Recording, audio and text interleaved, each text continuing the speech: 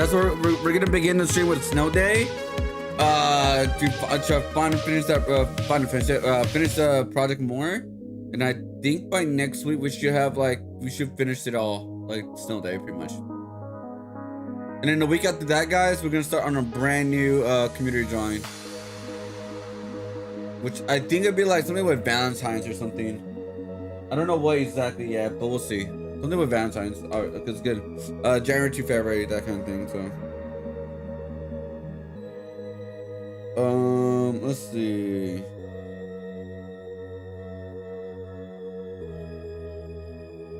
Also today I will be going to the store and buying some beer.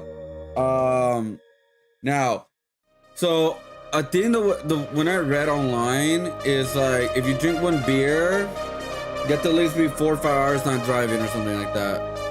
Like 4 or 5 hours. Let's see. How long can you after you drink beer? You should at least wait 1 hour per standard beer drink before driving. However, the time it takes to process alcohol varies per person. It depends on several factors: body weight, metabolism, amount of food consumed, individual reaction to alcohol. So 1 beer. So I was thinking like this. So here's what I was thinking about doing for my beer part of the stream, because we did hit the goal, by the way.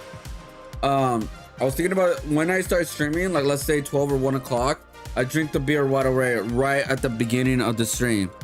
And so then we have at least 4 hours after I drink that 1 beer before I got to go to work and drive. So 4.5, you have to like take a little bit extra. So I'm thinking about doing that. I'm thinking about even streaming like an hour earlier, just to be more safe. So it'll be 5 hours like after I start drinking. You know what I mean?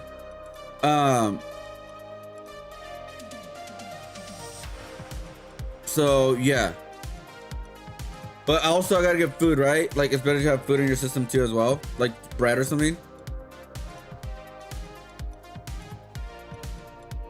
Yeah, so see the standard drinks guide. Yo, what up, anime? How's it going? That means the standard drink it will take you 1 hour, at least 1 hour. So I'll be doing 4 hours, like 4 times. How you doing? Let's go in anime. So today we are continuing our prep for Anime Expo, guys. So Anime Expo, oh god, I'm dying. They take their anime artist alley very, very serious, and they want you to have a portfolio. They want you to have some art ready to go, or like at least like what you're planning and stuff. So my idea for Anime Expo is gonna be exclusive. It's gonna be exclusive. Like not Dragon Ball, but we're gonna have exclusive spray cans right here. Not just Dragon Ball. I know I'm doing a lot of Dragon Ball. I know I'm doing a lot of Dragon Ball right now, but we're gonna do this. We're gonna do exclusive spray cans, and we're gonna do at least 3 of these designs right here, guys. So these designs are kind of like what the character has fought throughout the series. This one is Dragon Ball Z version of Goku, where this is all the characters he fought, except for I forgot 1 character is called Yakon. That's the guy who like absorbs light. So that'll be perfect to like kind of fill out the design. So we are doing Yakon. And then we're also working on a Full Metal Alchemist one too as well. So yeah, we're also working on Full Metal Alchemist, and then we're gonna do 1 more. I don't know what series we're gonna do for the last one, but if you guys got any idea of what to do for the last one, let me know. Yo, are you speak Turkish? Oh, I don't know Turkish, but welcome. I don't know Turkish. I apologize. So yeah, that's what we're gonna work on, guys. So let's work on Yakon real quick. We could easily remove the stencil beam and put them in another spot easily. So yeah, we're gonna do Yakon, the last character, and we're gonna start working on Full Metal Alchemist. And then after that, I don't know if you guys have an idea of what character to do next, or like what series to do next, of like, oh, this character versus all these characters he fought throughout the series. Let me know. I'm thinking about something, maybe something current, or something that is like maybe like My Hero Academia or something like that. So I'm still thinking about it. All right, so Yakon. Yeah, so I need to draw Yalcon.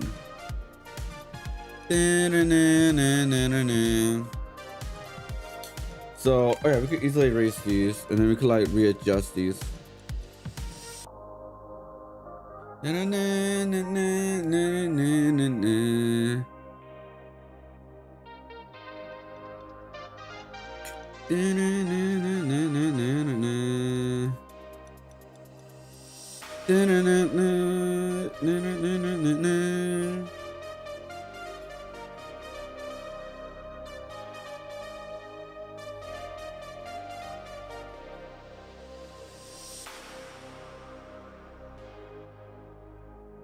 I'm just drawing like how it's gonna look. Like that. I think that's how we're gonna do it, honestly. Yeah, I think we're gonna do it like that.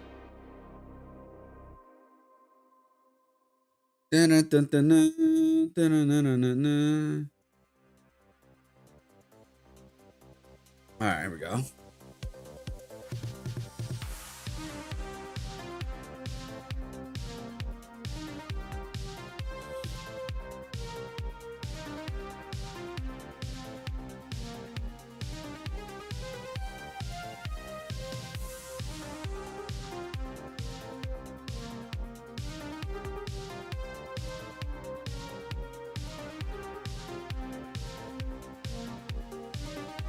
Okay.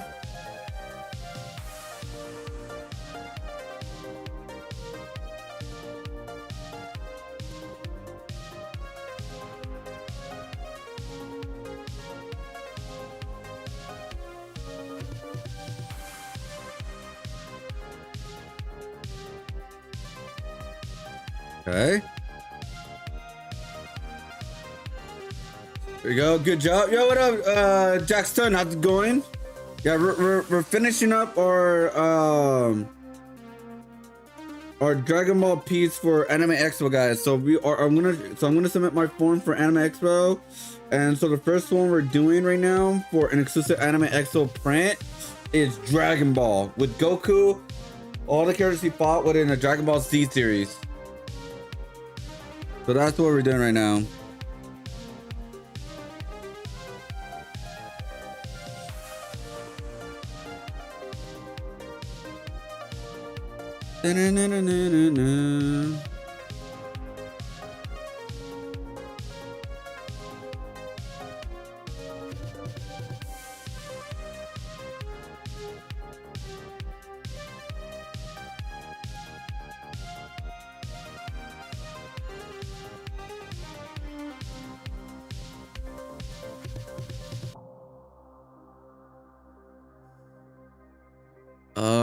Let's see. Little, okay. Let's see. Does he have? He has a small tail, but it's not long. Oh, let's see.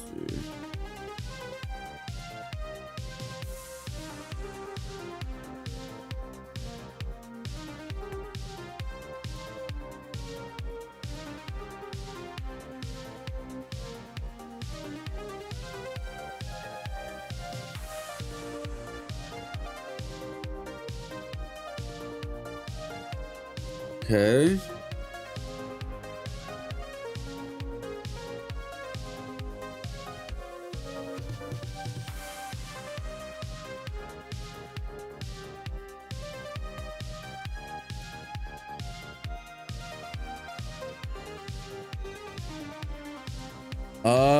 Let's see.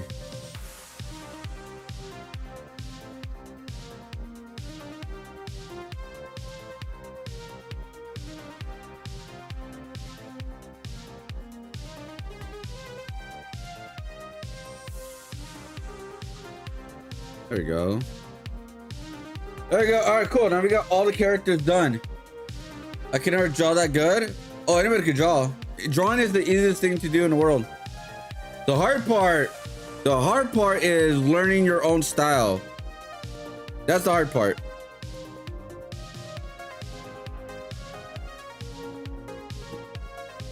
Yeah. So it's not like the drawing is not one of the hard, like it's not one of the hardest things to do in the world.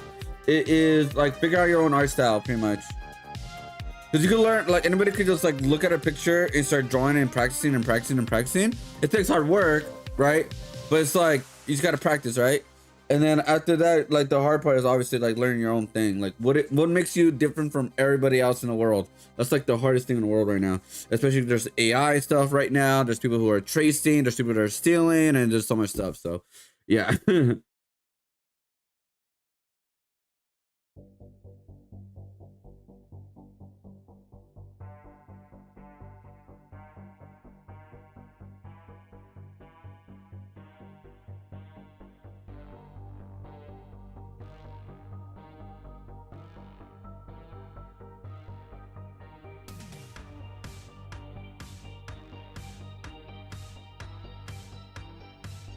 I think we're gonna switch one of these, right? Because this one has all around, right? So we'll do the ramen bowl in this one, and we'll do the capsule on another one.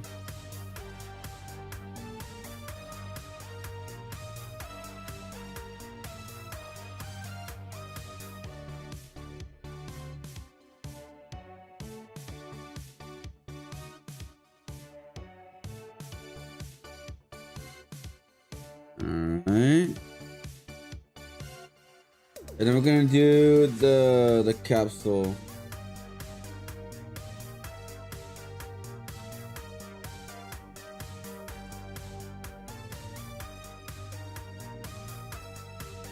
There we go. Yeah, there we go. We can do it like that. All right, guys. So there we go. So we may move this a little bit, but here is the idea completed. So here is all the people that he fought within the Frieza and Saiyan saga: Vegeta, Raditz, Nappa. We got Jais. We got Butters. And then we also got Ginyu and Raccoon. He fought against all of them. He fought against all of them. He also fought Vegeta as the 8th form and Majin Vegeta as well. Then we also got full power Frieza. We got also Golden Frieza. We got all the Majin Boos that he fought. He fought against Kid Buu. He fought against Fat Buu, and he also fought against Super Buu. When did he fight with Super Buu? As when he was in the inside of Super Buu. When he got Zoro, when he was Vegeta. He pretty much fought Super Buu with Vegeta. And then he also fought Yakan within the Majin series right now, and Oop as well. He also fought against obviously Perfect Cell, and he also fought against Android 21. And then he did fight Oop at the end of the series, but there's also the other character he also did fight, and that was Beerus, because Beerus was the first one that came back with Dragon Ball Z on the umbrella of Dragon Ball Z movie, and it is canon. So so this right here is canon, and also Golden Frieza is canon too as well, because it also was part of the film too that came out as well. Resurrection F was in Dragon Ball Z. That was the last movie that was under the Z umbrella, so technically that is canon. It wasn't like a movie non-canon villains or characters. So yeah, so there they are. So we officially have all of the characters he fought within the Z series. We may do a updated one in the future, but nothing right away right now. We'll do like a super version, or we're also gonna do a Vegeta version of all the characters he fought against. Like all the characters he fought against in the Z series, because like technically he fought Vegeta fought against Fat Buu. He fought against first form Frieza, second form Frieza, and third form Frieza, and fourth form Frieza. So he did fight against all those Frieza, and he also Starbond, and all of them, and yeah. So he has like a lot of characters to add on to this too as well. So like I said, with Vegeta, we do have like other characters to add on with him too. So, and then we also think about Gohan maybe, because Gohan could be a very interesting choice. We could do a like a kid version, teen version, and adult version all in one place, right? And it shows all the fighters he fought within the series, but like because he changed out of everything. So yeah. Anyways, yeah. So we're done with this one for now, guys. We're not done. Obviously, we're gonna ink it up this weekend. But what we're gonna do now is we're gonna continue working on the Full Metal Alchemist artwork. We're gonna start working on this piece. We're gonna start adding all the villains of Full Metal Alchemist. If you guys got recommendations of what characters I should add, let me know, because I don't remember all of them. It's been a while since I've seen that anime, but obviously I'll look up online and kind of go from there. Anyways, all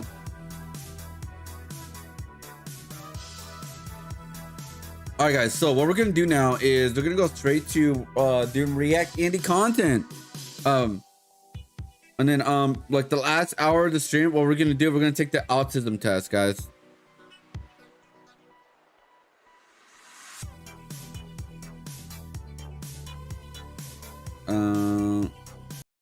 All right, let's see. So let me go here. YouTube. All right, so yeah, we're gonna add more Full Metal Alchemist characters right now, guys, and then I'm gonna go from there, pretty much. All right, do that, and also do this one. I think, yeah, this one. Okay. All right, here we go.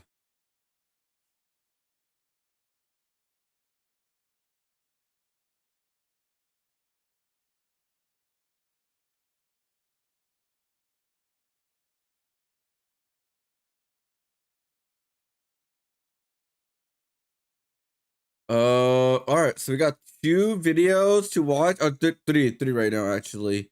There is a weird one, but yeah, we'll see if I'll keep up watching or not.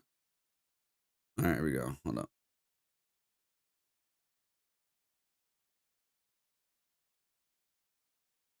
All right, guys, we'll be watching the 6ix9ine in his version of bankruptcy.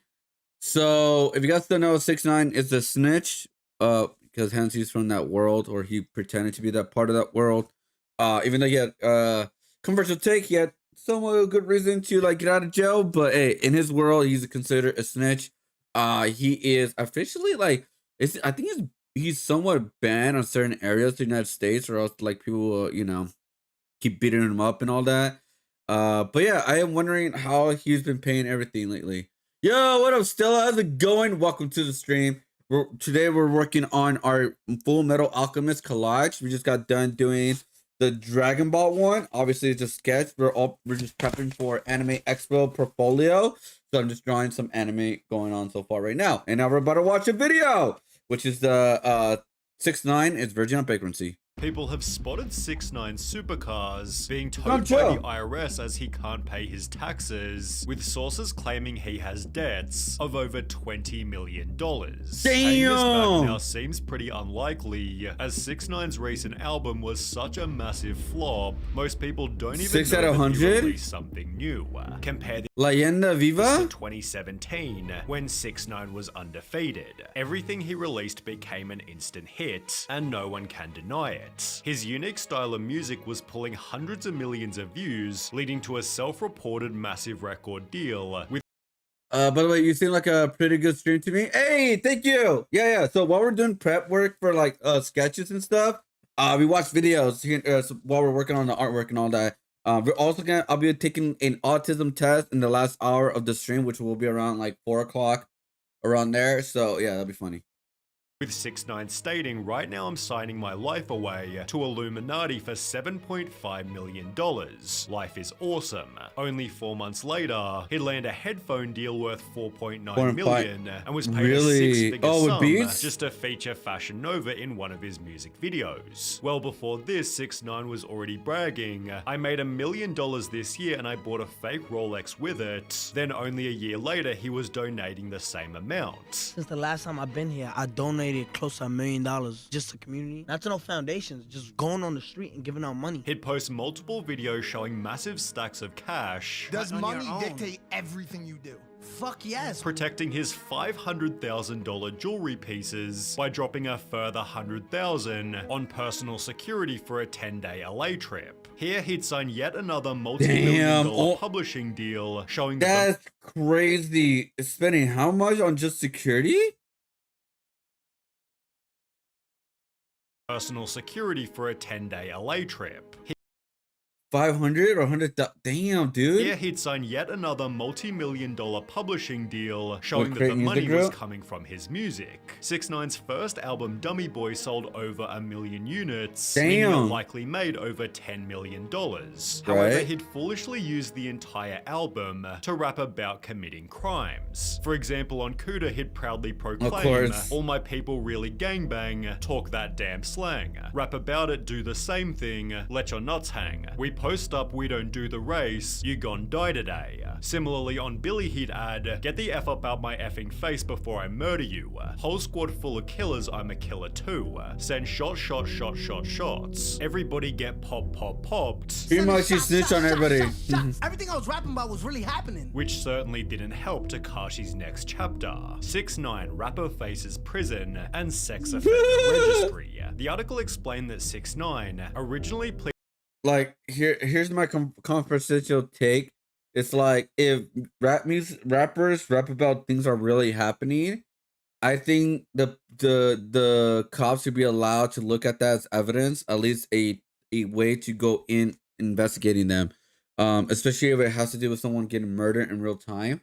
A real name is popped up, like they're bringing them something that like they probably like no one knows, only them know kind of thing. So it's like obviously you can't just like obviously use certain lyrics for evidence because like some are just like completely made up. But I personally believe if there's lyrics that are attached to someone who's like that actually happened to them, like a murder or something like that, especially the way like the way they're rapping about the song and the quote unquote story, I guess you could say. I think they should be allowed to look into them, like at least look into them, right?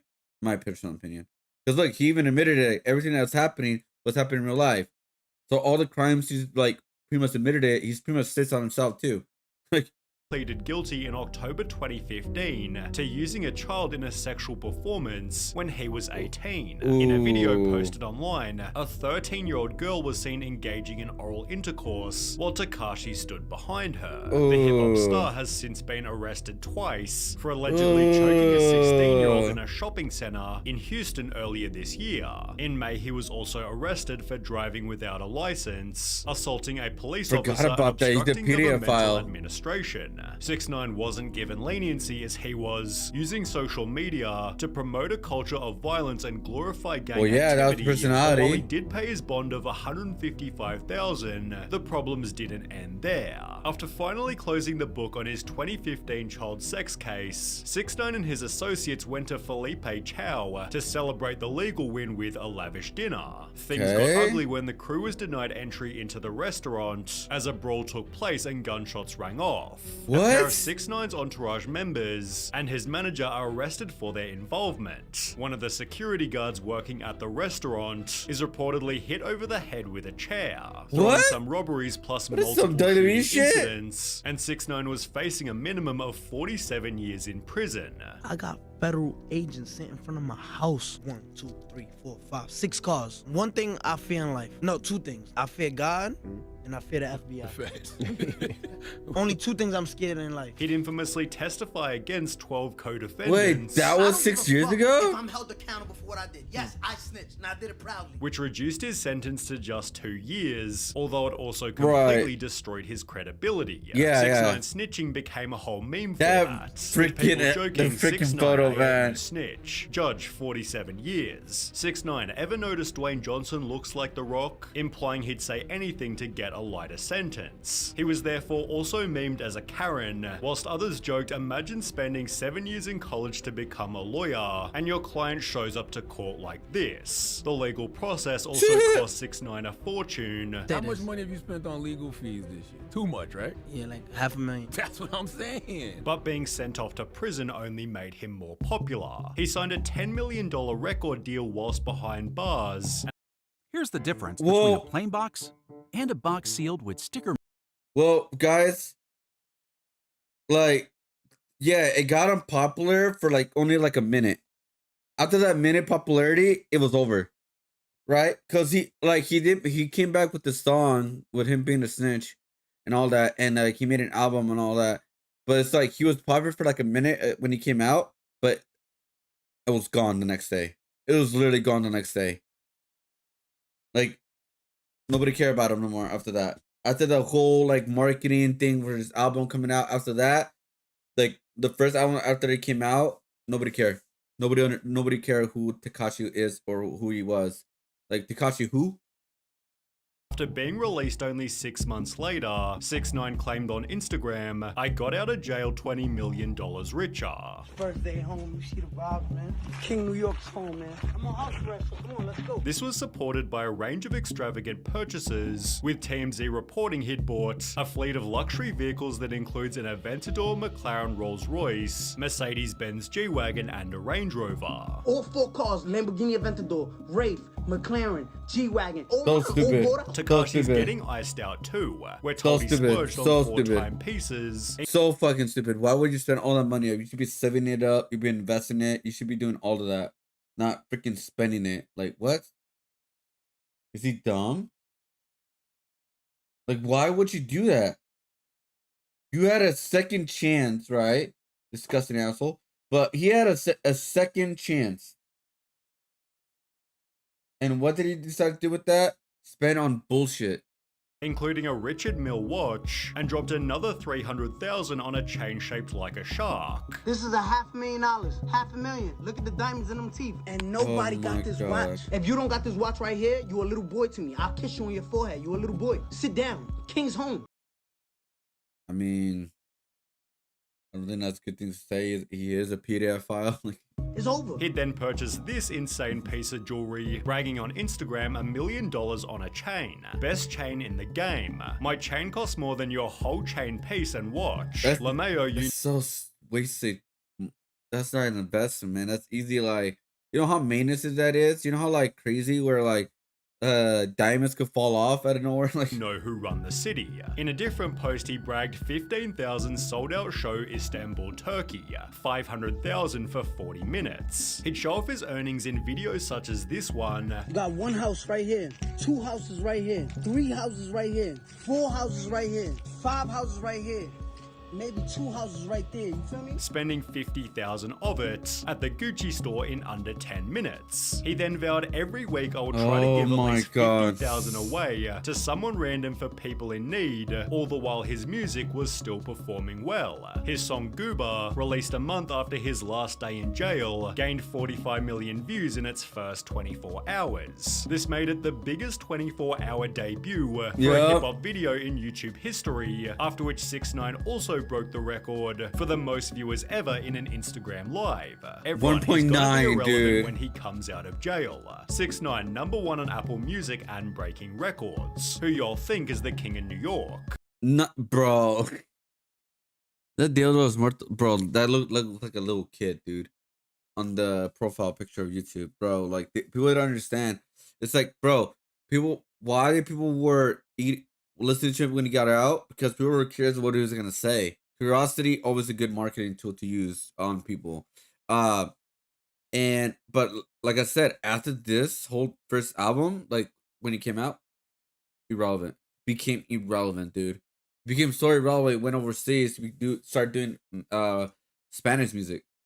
1 month later, he'd put out Trolls, which again gained 45 million views in only 24 hours, debuting at #1 on the Billboard Hot 100.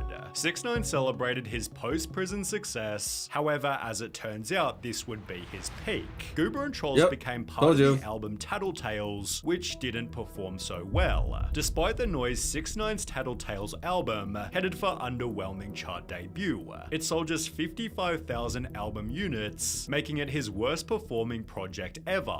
One of 6ix9ine's rivals, Trippie Redd, laughed at the album's poor performance, which was especially embarrassing as 6ix9ine previously said this. Men lie, women lie, numbers don't lie. The number of listeners per song wasn't lying either, with Joe Budden calling the album a likely financial disaster. He'd state that projections are lower than what it would take for an artist who travels with 9 and 10 security guards everywhere he goes. That's the part that the public never really deciphers. differs. It's not who flopped and who didn't. It's what comes in versus what's spent. And this kid, it takes a lot for him to move around. Anthony Fantano gave the album a 3, but more notably stated, "From here, I'm not really seeing an increase in quality because I think 6ix9ine is just diving even deeper into using social media and antics and drama and clout chasing as a crutch to supplement his career." Which turned out to be correct. Yep. Rather than focusing on making incredible music, 6ix9ine seemed more concerned with social media fame. He began spending time with Steve Will Do It, who gave 6ix9ine the chance to make some extra money. Steve worked with Rumble to get him a streaming deal, which paid 6ix9ine $2 million just to stream for an hour per week. However, if 6ix9ine didn't fulfill the contract, Steve would have to pay Rumble the $2 million himself. Well, 6ix9ine took the money, then went live on Rumble only 4 times before quitting. I got him a deal, right, to play video games. Which is once so a week. bad, Now, dude. $2 million up front, and he just doesn't do it. Steve further revealed, He had no money at the time, and he needed money to buy Birkin bags for all these black chicks and give away money to make his girlfriend jealous. That's literally like the factual story. explaining 6ix9ine lied just Bro, that's like the most R word ever, man. Because he had an opportunity again to make a lot of money. All he had to do was stream 1 hour on Rumble to make a lot of money, and also probably make bonus money with like subscriptions or donations or whatever, right? If you want to do that. A day. 1 hour a day. Are you kidding me? And instead he took the 2 million, and then he never streamed again. He paid it up front. But like his dumbass was like, he was a dumbass because that 2 million could have like gone even more if he just streamed. If he just wanted internet fame, he could have just streamed and start building that brand. But it's crazy. This guy did not deserve any more chances, right? Like at all. Like for me personally, like, he never deserved anything. But because like, you know, it is what it is. The internet is all like weird to certain people. Forgive weird stuff. Look at what do you call it? Dr. Respect. And damn, dude, it's just so bad, man. It's just, bro, this guy deserves his failure, 100%. to get the money. 100%. I told the company I need $2 million up front so I can buy a content house. The guy's an idiot. Essentially, having been scammed out of $2 million, Steve exposed 6ix9ine further, showing he hadn't been supporting his daughter. I said, how much money has he given to his daughter for 5 years? He said 20,000, right? That's 4,000 a year. 4,000 a year, right? I've seen him get paid like over $10 million in 1 year. Steve then disclosed on a podcast that in addition to the $2 million he was owed, 6ix9ine also owed $10 million to the IRS, $9.8 million to a stripper he hit with a bottle, $600,000 on a house lien, and Oh my $60,000 to a home God. builder. Steve Will Do It concluded, dude, he's such a broke loser. Literally such a broke loser. And he's just a nasty person in general. In addition to his previous debts, 6ix9ine was ordered to pay $1 million in robbery restitution, although he'd respond by stating, I ain't got it right now. When the judge then referenced this video, 6ix9ine admitted that was prop money. I ain't got it. I'm an entertainer and obviously, we talking about it, so I did a pretty good job at entertaining people. You know how you have a degree in law? I have a degree in entertainment. But it seems the lawyers representing him weren't getting paid either, especially after his ex-girlfriend also sued him for $1 million, claiming 6ix9ine posted revenge porn of her online and physically and emotionally abused her. However, 6ix9ine couldn't even afford his credit card bill, let alone his taxes, leading the IRS to show up at his house and seize some of his cars. Clearly in financial strife, 6ix9ine made another album, although if you don't remember any hype around it, it's because there simply wasn't any. Whilst his 2 previous projects had some commercial success, Leyenda Viva didn't chart in any country. On Rate My In Music, any country, it scored lower than 1 out of 5 .089, stars, with Latin only a couple reggaeton. million listens per song. Look what the music is. Pera, Pati, Dueña, like, bro, he tried to get into the Latin market because he's pretty much done with the English market because he couldn't get back into it because he never made good songs. He never did, in my opinion. But he was so down bad, he didn't know what to do. He decided, you know what? Let's make a Spanish album. Let's get into the Spanish market. Oh my god. It's no surprise people have called it one of the most boring albums I've ever listened to. 6 months later, he put out Blackballed, which seems to have performed even worse, excluding one hit single with Kodak Black. Seemingly out of pure desperation, 6ix9ine promoted Which Kodak Black just like he didn't regret it because he was like, bro, I just did it for the money. Like, oh my god. I think a lot of shit for that too as well when Kodak Black was in the album. But he was like, bro, I just did it for the money. Like he was gonna pay me this much for this. All right, I was like, all right, cool, I'll do it. crypto. I just released the dummy Oh coin for my the first 2,000 holders who God. buy into the dummy coin. Oh my god, bro. It's literally in the coin, dude. It says dummy coins. And people did buy the rock and pull, I bet. Oh my god. Oh, bro. People who are like lost all the money, everything relevancy in the world, do these type of coins. We've seen them time and time again. All the celebrities who did like these meme coins, irrelevant. All these like social media influencers they did a crypto meme coin, irrelevant. Look at that Hatua girl. She's getting shit on, and now she's like even getting sued, and now her whole brand is like down bad now. Last I've heard, because again, I don't think she has posted any content since then, and yeah, so it's like this is what celebrities do when they're down bad. They go to they do a meme coin because like they're like I'm about to lose all my revenue. I must make as much money as I can. It's like the last time she posted a video in her podcast, which was not even doing that bad, by the way, was 3 weeks ago. And yeah, so she has a big chance to become irrelevant now, just like Tekashi. He's irrelevant, so. And you will be selected to do a meet and greet here in Romania. After which he was In actually Romania? offered a lifeline.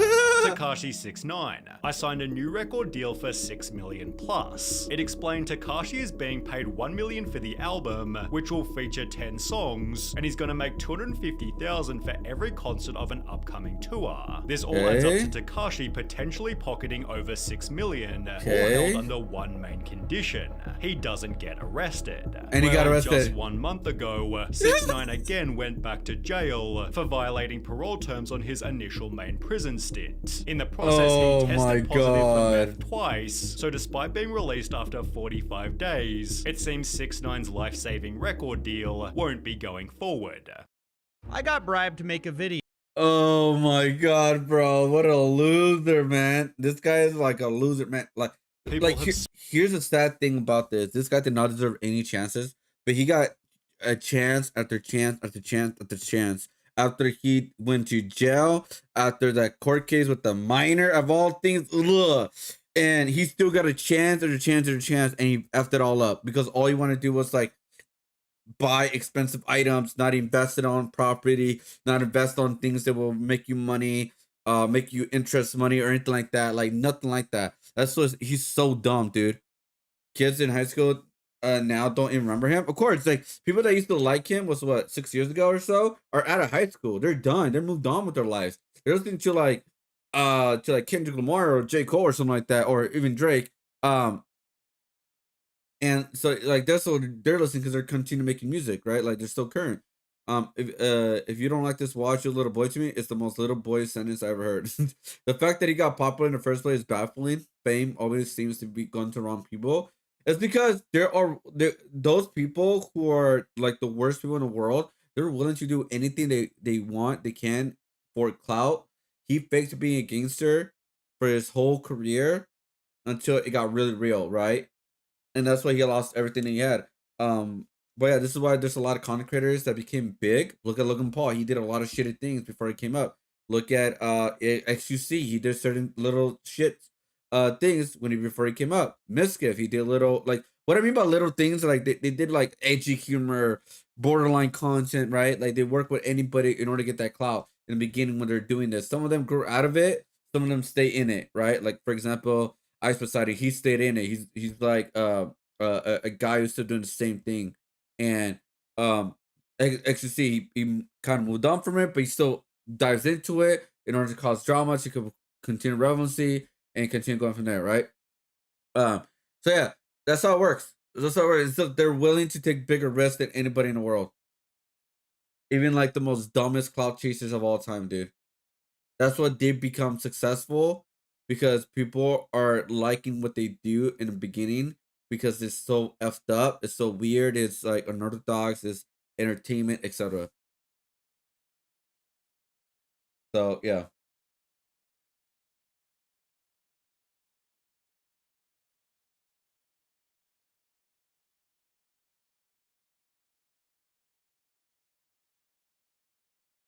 All right, guys, this is part 3 and of CoffeeZilla's video for the gambling site for I got CSGO. bribed to make a video exposing a single Counter-Strike casino, but I decided to expose the whole industry instead, which led us from pitchforks to people rushing stages, millionaires making excuses, and esports teams who say they can't survive without gambling. The lack of any accountability making me wonder about the biggest casino of them all, Valve, the owner of Counter-Strike. Now, if you've watched the last few episodes, you know there's a lot of opinions about what the problem is, who's the villain, who's the good guy. Hardly anyone agrees on anything. But I did find one thing that nearly everyone agrees on. I started gambling on Counter-Strike when I was probably 13 years old. 13 years old. I think it was 14. Valve definitely does have an underage gambling problem. I think Valve does have an underage gambling problem. Yes, it is underage gambling disguised because it holds real life value. Underage, middle age, overage, however you want to slice it. When I was young, that's the most easily influential age to get people in, because I can't go to a real casino and gamble. Like what I did back then was I went to our local video game store, bought like $20 worth of Steam credits. I would buy skins with those $20 credits. No verification at all. Right, this is the most consistent answer I've received in a story where no one agrees on anything. Underage gambling is rampant on Counter-Strike. Not only that, Valve has known this was a problem for at least 8 years. And for those 8 years, Valve has done things here and there, but they've never seriously tackled offshore gambling issues. Started at minus recording, 70%. The reasons why. I think they have all the responsibility. I mean, you could pass me some of that if you want, but ultimately they're the kingpin, reaping in all of the money, or majority of the money, and there's a reason why they haven't killed it yet. They've possessed the power for all these years, but they allow it to go, and I feel like they do the bare minimum crackdown to allow it to keep operating. That's right.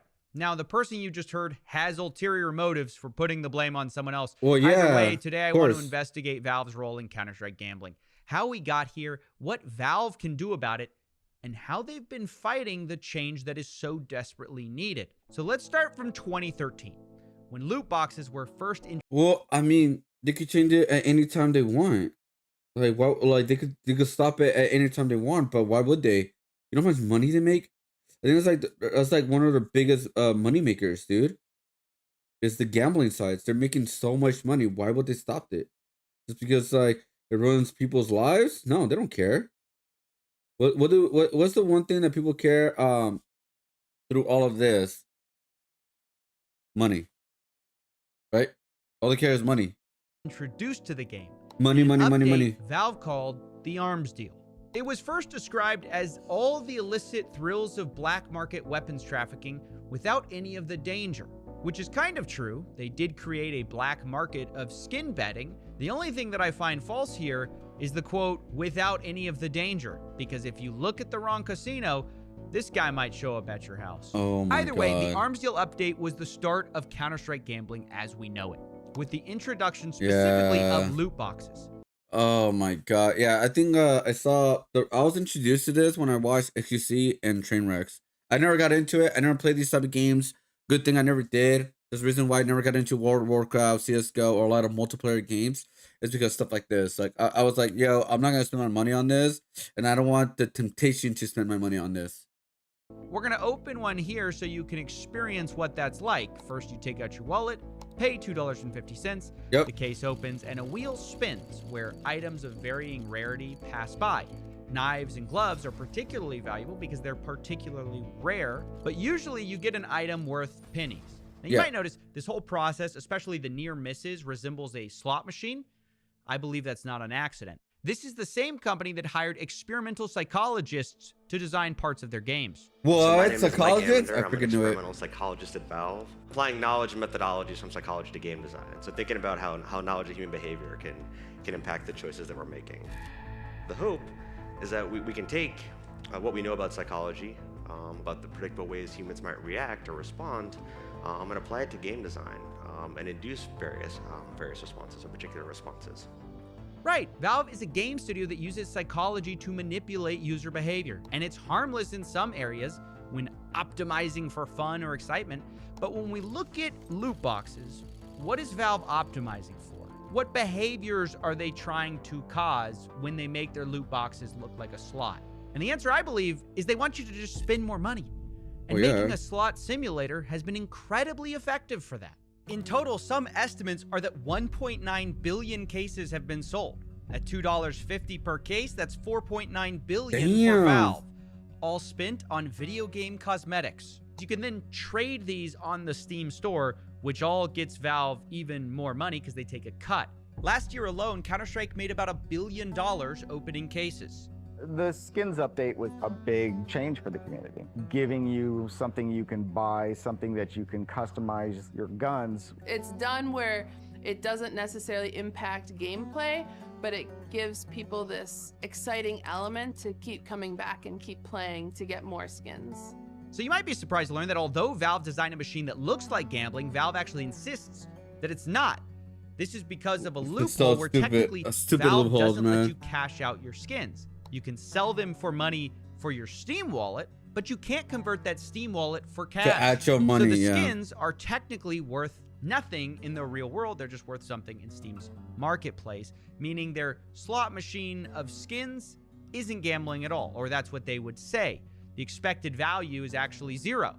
And all that sounds great, except for the fact that obviously you can go to these third-party sites and get real money. Real money, real crypto. You can also go sell them on trading websites, which is also a huge part of this economy, where you can go sell your skins for cash. You never have to interface with the slot machine side of it. So this idea that skins aren't worth money is just not true. It's just that Valve isn't directly allowing cash outs, which is a loophole that allows people of all ages to open loot boxes, trade skins for money, all without showing ID. It's worth saying this loophole isn't new. It's the same thing pachinko parlors use in Japan because there, gambling is illegal. But pachinko parlors are gambling, but technically not, because when you gamble, instead of winning cash, you win these small silver balls, which once again, you can't cash out in the parlor. You have to go to a third-party vendor.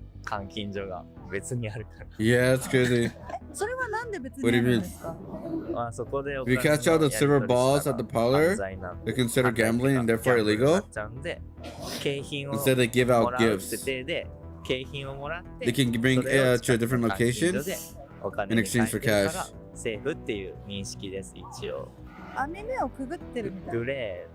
I heard it's a great area. Wow. Exactly what Valve does too. You can't cash it out in the Steam store. You can only cash it out on third-party sites. It's just gambling with extra steps. However, one player of the game explained to me that even this is a pretty weak excuse. Has anyone explained to you the Steam decks? So this right here, the Steam decks, the maxed out version, I think it's like 650 spent in Steam funds. Now, how do you get Steam funds? You can put money on, you can sell stuff on the store, you can unbox a case, get a $1,000 knife, sell it, and then get this. So items don't have value. How do I buy this? Yeah, he makes a good point.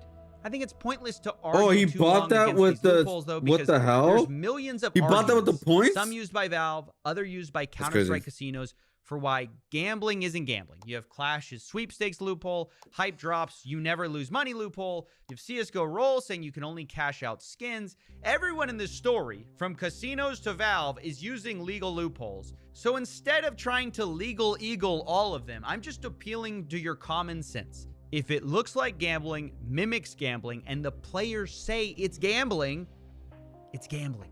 Now that we understand this, let's take a look at one of Valve's strangest positions they've ever had to take. See, back in 2016, when gambling sites hit mainstream news for scamming a bunch of their users and underage gambling, Valve looked really bad and said they were going to put a stop to Steam users who run a gambling Oh business. yeah, stop. To Yeah, do yeah, this, they sure. sent out several cease and desist letters, and some of those sites ceased, but others didn't. 8 years later, some of the same casino sites are still operating. Meanwhile, influencers are clearly still getting paid millions of dollars. Esports teams are still sponsored by many of these gambling businesses that Valve supposedly wants to shut down. This is where we come to a question. Why does Valve say they want to shut down gambling, but they fail to actually do it? Some will say they can't. Like, these offshore casinos are literally impossible to stop. There's different laws, I don't right? buy that. This is the same company who will happily destroy parents in court who sue them for pushing gambling. Court dismisses lawsuit by parents whose kids gambling with CSGO skins. Is not Valve's lawsuit over underrated betting on Counter-Strike matches? Bro, dude. Yeah, I mean, like, why would they stop it? It makes so much money. Where's Valve's legal appetite to go after these offshore casinos? I don't know. It seems to me they could have banned this all a long time ago using any number of IP arguments, legal attacks, or simply software patches. Why they haven't is where we have to get into speculation. I have two thoughts as to why. Firstly, I believe it's good for Valve to be in an eternal fight against gambling. It's good optics. If you never defeat the evil offshore casinos, no one has to wonder why your loot boxes look so much like slot machines.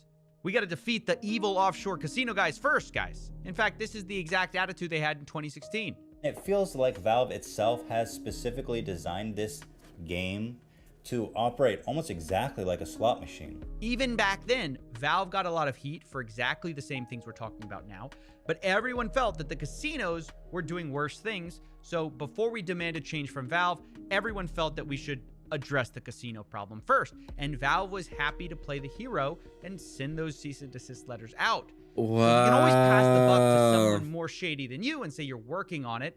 It's easy to avoid problems at home. That's my first guess. But there's a second, maybe more insidious answer. Shutting down offshore gambling is just not a priority because it's not very profitable. It may even cost Valve money, even though they probably would deny this and say they don't have the data. You see, Valve may profit from these casinos indirectly. That is according to the journalist at People Make like fees and stuff? They made this argument better than I ever could, and I'm going to use a portion of their great documentary here. We've got Steam over here and the betting sites over here on different websites, and both industries claim no relationship with the other. But to start with, the culture of skin betting is for many people a feature of Valve's games as advertised by YouTubers and streamers and virally by your friends who are gambling. Valve is going to be acquiring more visibility and players for its games from anyone who finds this extra functionality appealing. A thought I heard from almost all of the gamblers I spoke to was that Valve can't shut down these casinos permanently because that would wreck the market value of skins, thereby hurting every player who owns any Valve skins. But to me, that just sounds like evidence that one big reason Valve skins are so valuable and why people want them so bad is Valve allowing the betting sites to exist.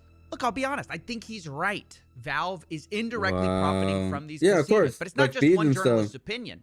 Even experts have concluded the same thing.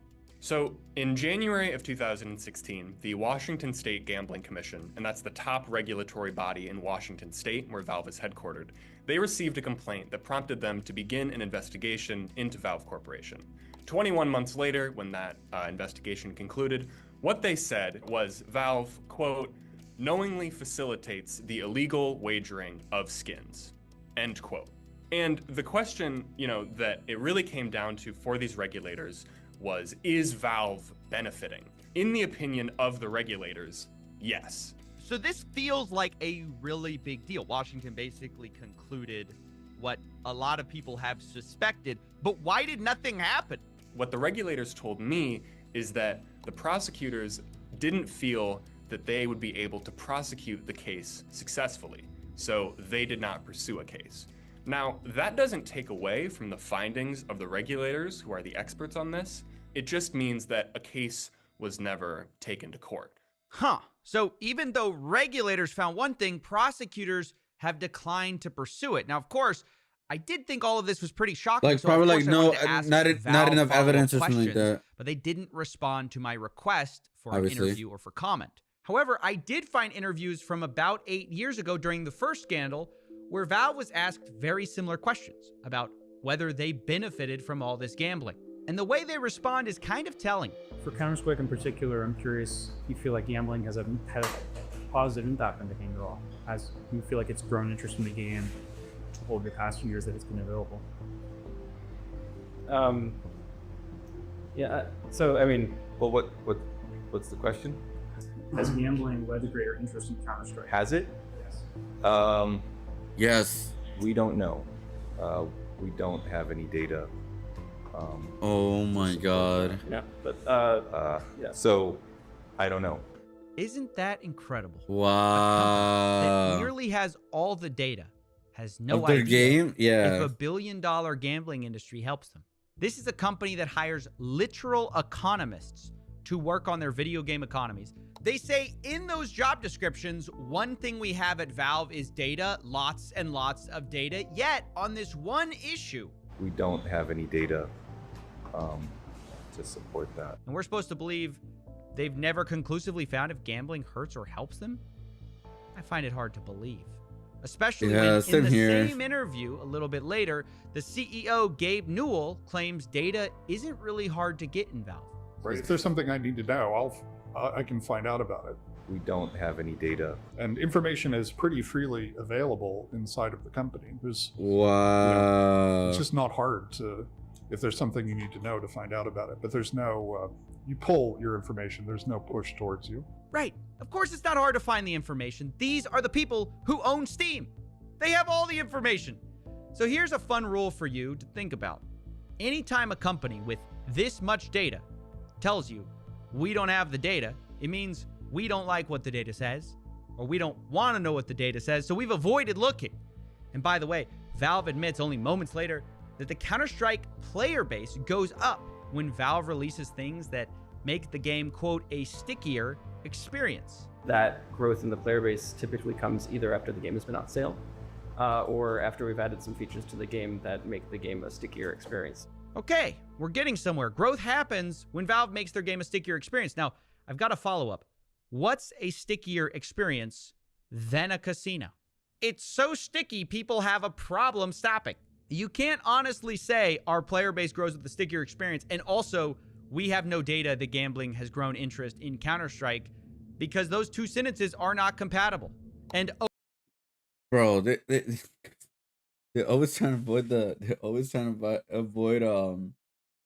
question so hard, man. Like I don't know what you talk about. We have no data on it. They always have something like they always want to just avoid, man.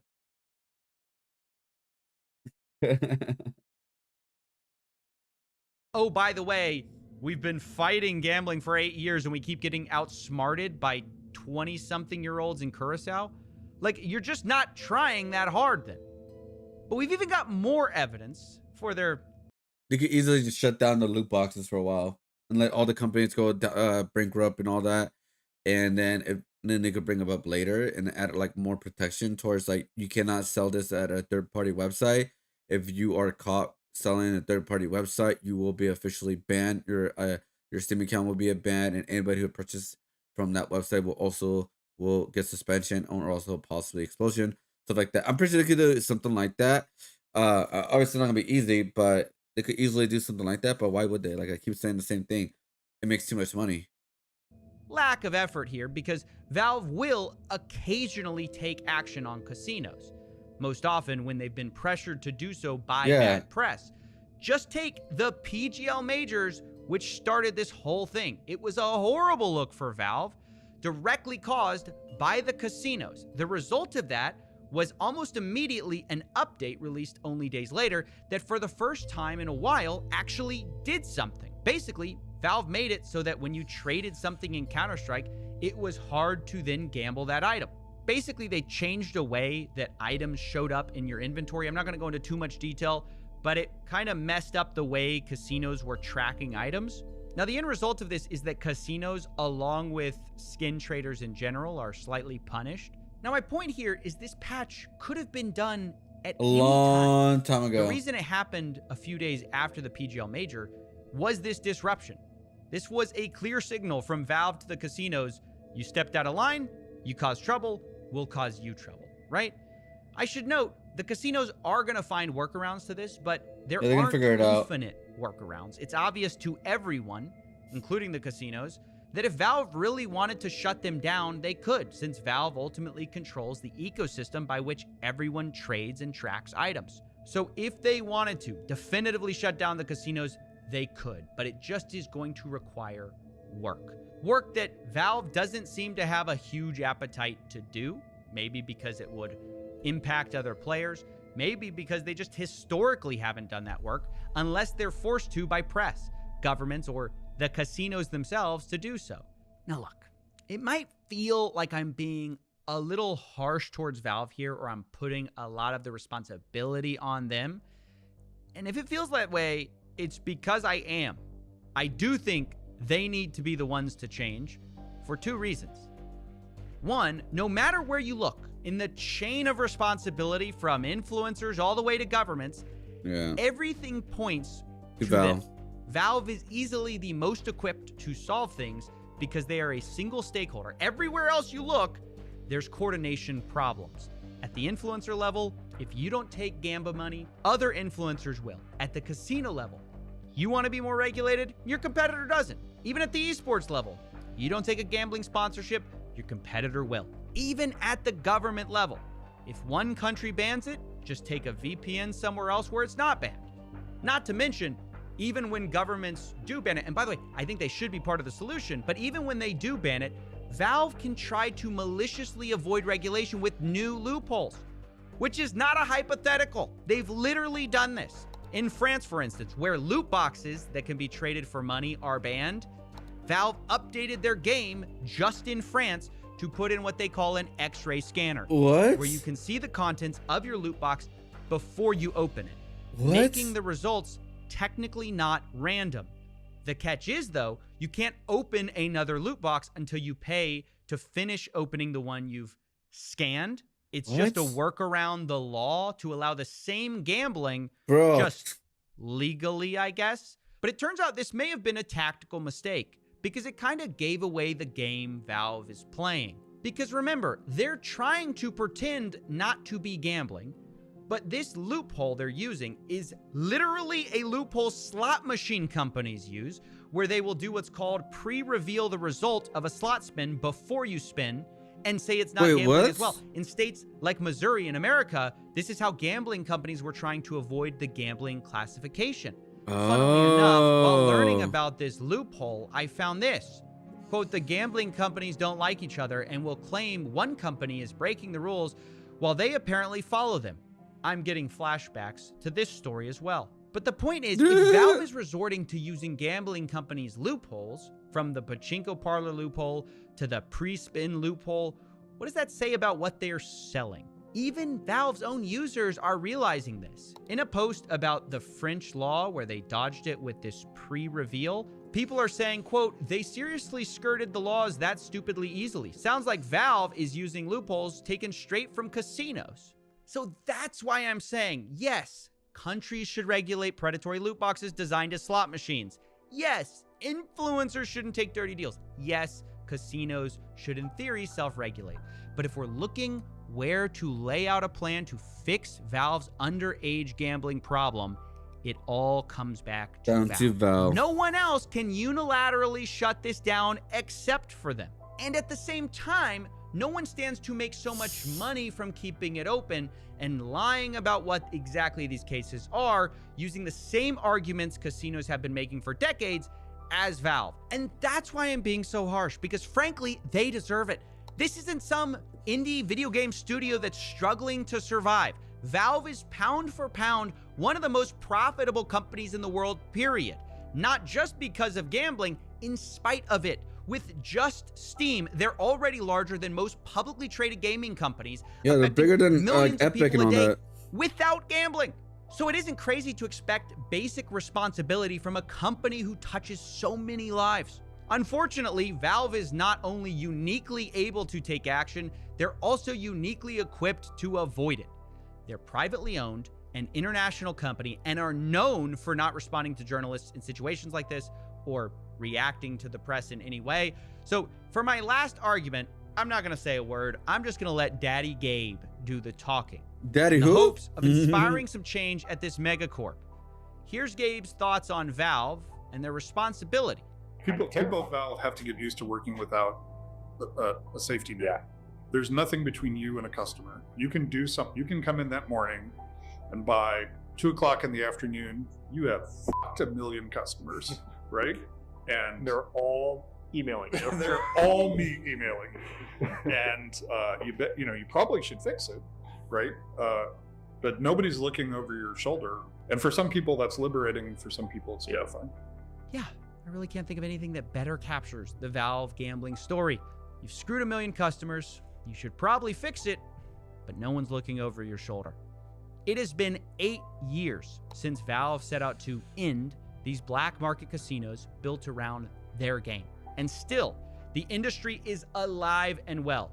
In fact, the harassment and threats in that industry are worse than ever. Meanwhile, Counter-Strike's own competitive players, influencers, and casinos all say there's an underage gambling problem, but Valve seems no closer to fixing that either. Maybe that's because the only way to fix it is to acknowledge that Counter-Strike's loot boxes are a little too close to slot machines. And look, I'm not even saying that if they want to go that route, they can't. But at least ID your customers, at least acknowledge what it actually is. More regulations. Otherwise, you're just trying to have your cake and eat it too. You want gambling without any of the responsibility that comes with it. And we all know that that kind of cake is a lie. Look, I know this is a long shot, and maybe it's pointless. It is a long shot until like they I don't know, until like a new law is passed where they stop all of this. Then yeah, until a new law is passed, that's it. But it becomes tricky because laws are different from overseas. So it's like it has to be like a universal law where like you cannot let underage people gamble. Because I do remember like, I do remember like you can sell skins on certain games. Like you get like these cards on Steam too as well, and like they're like achievements and stuff and whatever. You open a pack or something like that, and then you could resell them for like Steam points or even actual currency. Like there's even like a game called Banana of all things where they just resell skins of bananas. Not lying, and you could just resell. You cannot purchase any of the banana skins like throughout the game, but you can purchase them at the aftermarket within Steam. Like that's how I made like $1 by doing that, just like experimenting with it. But yeah, I mean, I'm like the only way you could stop fully, guys, is when it stops making money. Fuck, man, this generation is way more cooked, dude. It's way more addicted than we ever been, man. We in the United States got addicted a lot with food. The new generation is addicted to online gambling, dude. We're cooked, man. We're so cooked, dude. Oh my god. Like, I don't know what else to say to this, honestly. Like, there's nothing else to bring into this. This was like comments. Penguins in a few hours. The Valve situation is crazy. True. As a fellow Texan, is how gas stations have slot machines inside, but claim it's not gambling because they give out prices and not cash. Yeah, it's just a loophole. I highly doubt that Valve will ever take any action unless they legally have to. Yep. I mean, TF2 has also had gambling problem way before CS, and nothing's ever done about it. The interview with this guy is giving me a STFU look in his coworker and absolutely insane. Well, yeah, but they had to answer that when in question. But yeah, he's like, bro, shut up, dude. We don't have any data to support that. Bros was smiling and avoiding eye contact was unbelievable. After seeing this, I like how Vizilla into this video. In conclusion of this, the cake is a lie. The odds haven't stopped kids from getting addicted, and it won't stop me from pursuing this. Because yeah, if you think about it, it's like it's very cheap to gamble on the CS:GO. It's $2.50. It's $2.50. That's it. It's $2.50. I don't know if it's more than that, but it's like, of course you're gonna gamble. Why not? It doesn't cost that much. You know what I mean? It doesn't cost that much money. Why not go for it? Victims, villains, and Val will only have been great title as outstanding work. You forgot to mention that Belgium back in 2018 regulators forced Val to disable opening loot boxes in Belgium since it's considered former gambling. Yeah, that's what I'm saying. Like it's like it has to be a universal law to stop all of this, pretty much. Because it's gonna be loopholes. Oh, it's a lot here, but it's not a lot where they're at. So I guess it's still legal or something like that. It's like all over the place, dude.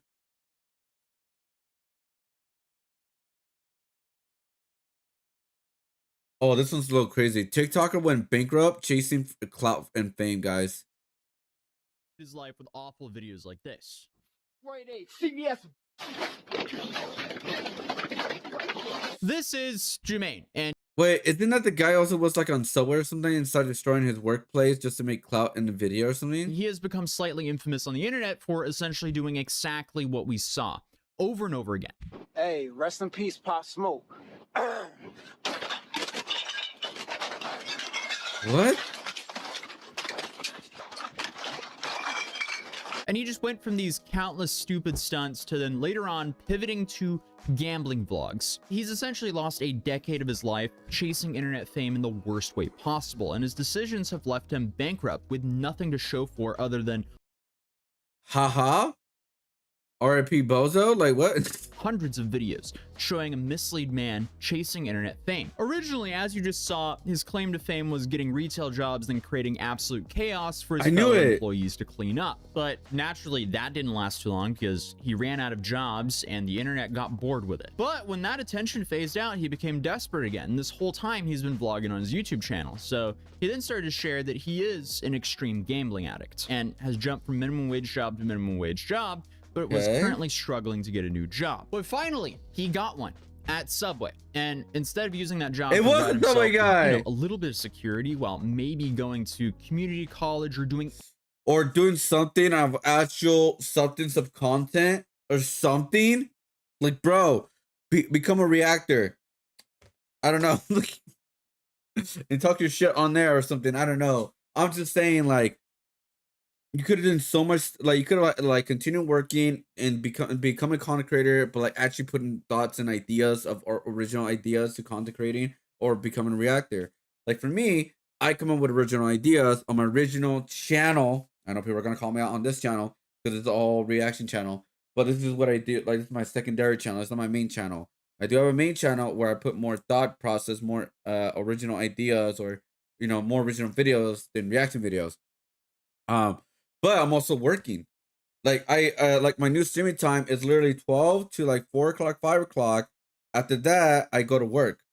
And after I get out of work, I work on scripts or ideas for my next video. Like right now, I'm working on my next cover, my first episode of my cover remix video, where we're going to look through all the remixes of the 40th anniversary of Dragon Ball covers. And I'm going to remix one of those covers and create it myself with my own art style, with my own characters, etc. Anyways, I'm just saying, like, I am doing what I can do right now because of my accident really hold me back a lot, and I'm prepping for artist alley stuff and all that kind of stuff. At least I'm doing something, but at the end of the day, I'm not hurting anybody. I'm not attacking anybody, and I am not like harassing anybody. You know what I mean?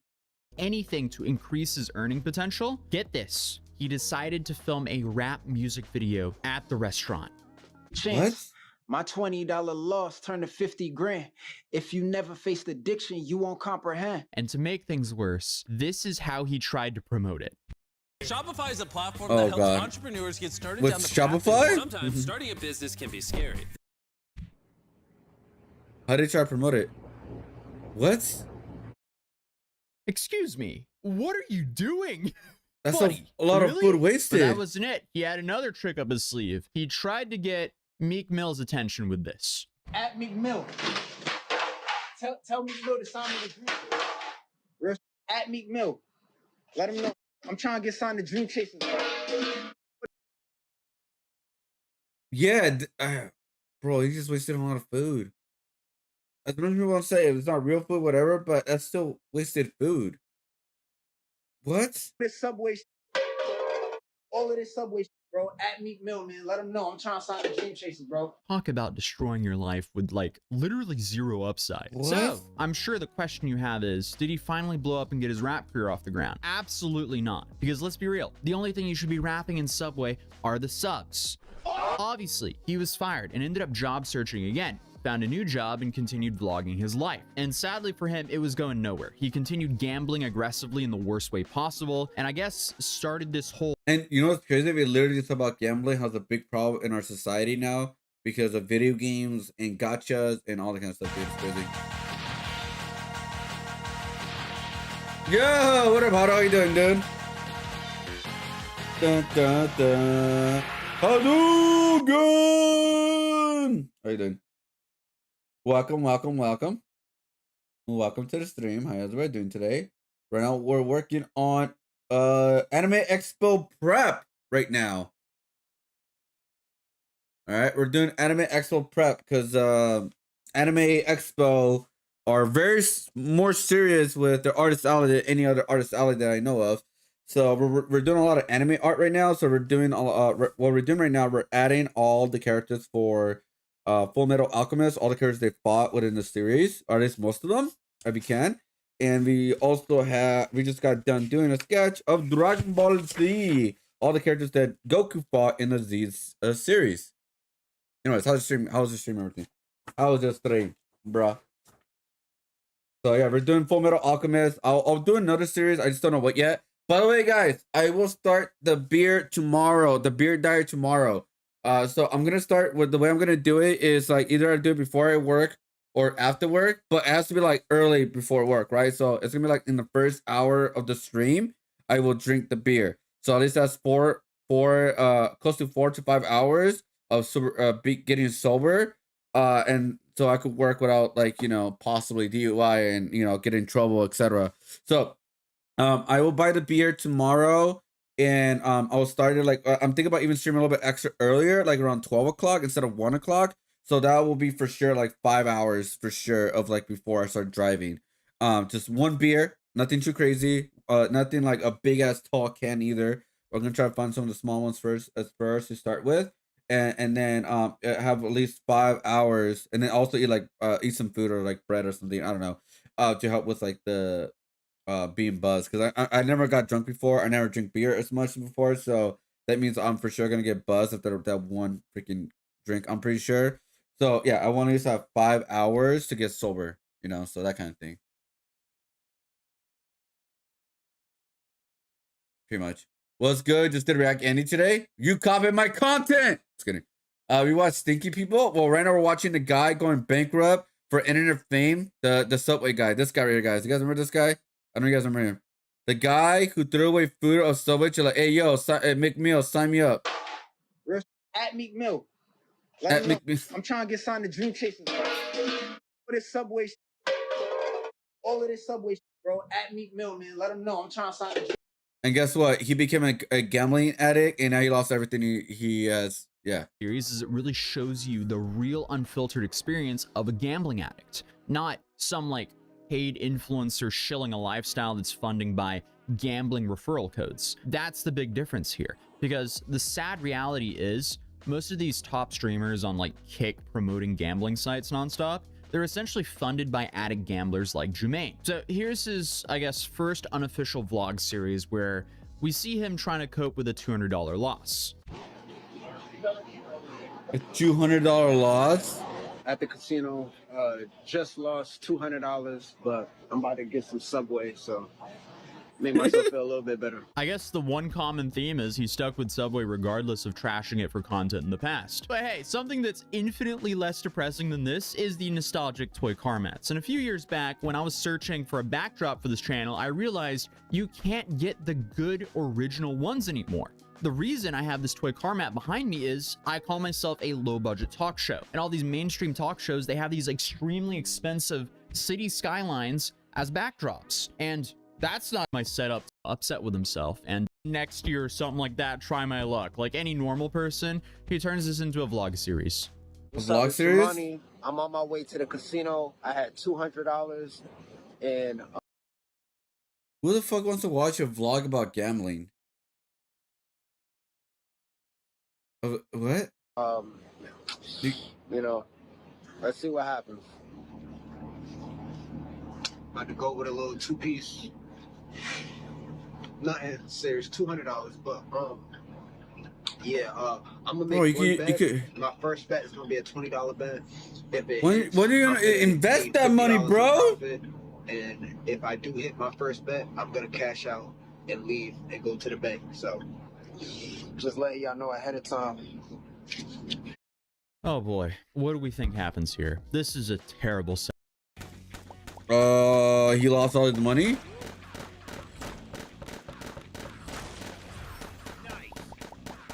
Set up. But he then goes to one of the worst machines possible.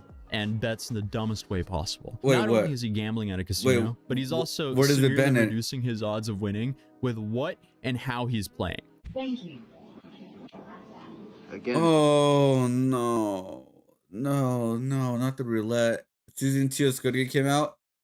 I'll probably end up watching like a month or two later, man. It happened with the first season where like, I don't know, man. I just not really into that as much. I'm pretty sure it's probably really good. Don't get me wrong. It's just that I feel like we've been staying in a lot because of Mr. Beast. Just kidding. This hits, I'm gonna cash out. That's gonna be $50 profit, and I'm gonna go to the bank. So let's see what happens.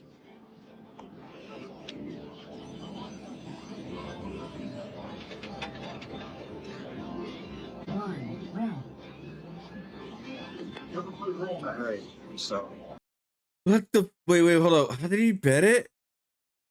So he did 6. He did two blacks, 5 blacks, and he did 5 on reds. Bro, if you're gonna do like half, why don't you do like all in one red or all in one black, or at least like do 2 at a time? Is this guy's an idiot?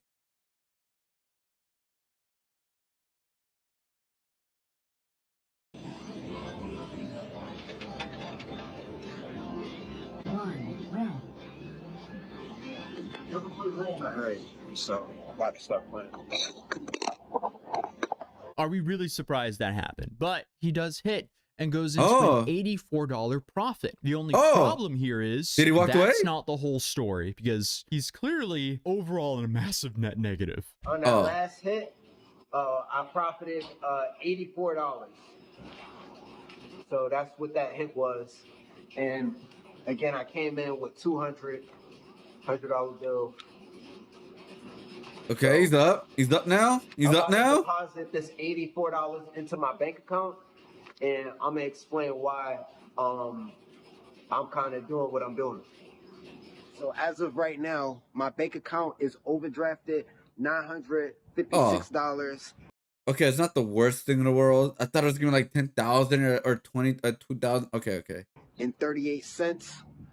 This probably will get returned by sometime today, but I'm gonna deposit the $84 in my account, and he's back to 800. You know what I mean, like I said, I'm a compulsive gambler, bro. I've made so many poor choices in my life, but I'm about to go to the bank right now and deposit money into my account and try to. Hell yeah! Listen, I'm trying to see if I can make $1,000 today, but I'm gonna do it. Bro, it's like, hey, bro, how about you just get a job? Oh wait, he literally ruined all his chances to get a regular job now, dude. Slowly. Oh, dude. So That's he's not... trying to turn $200 into $950 to just break even in one day gambling. Buddy, pack it up. Never gamble again. This is just going to siphon so much money out of you. It already has. The amount of money it's taken out of your life. When's the last time you guys gambled? Don't lie. And if you just keep doing this, it's just going to get worse. You know when's the last time I gambled? Because, as expected, in part last 2, year with he my lost life. all $200, with his final bet being a Hail Mary to hit one single number in roulette. So he's really playing against his own odds here. All right, $10 on 10. If that doesn't hit, that's it. I just lost $200. So. Oh my god. 9 red. All right, that's it for the vlog.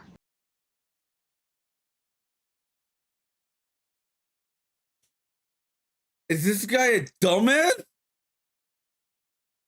Why would you go back gambling? You took the 200, you made 84 profit, you put some money in the bro, you could easily make $200 by investing the money on other things at this point, man.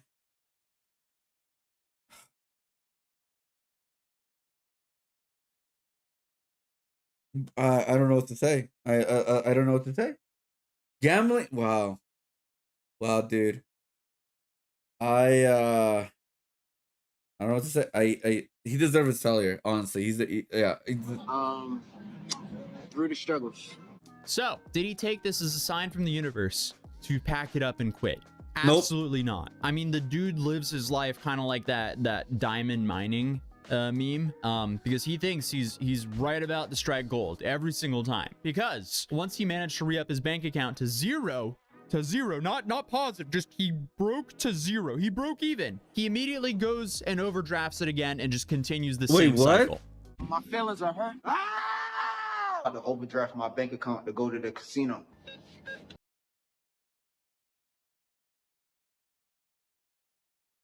He was positive.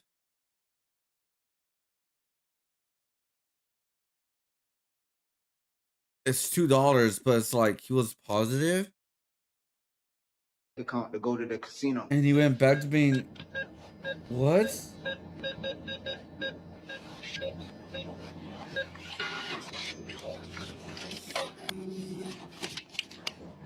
I only had $2.89 in my account, and now I just overdrafted, and it's negative $97.11.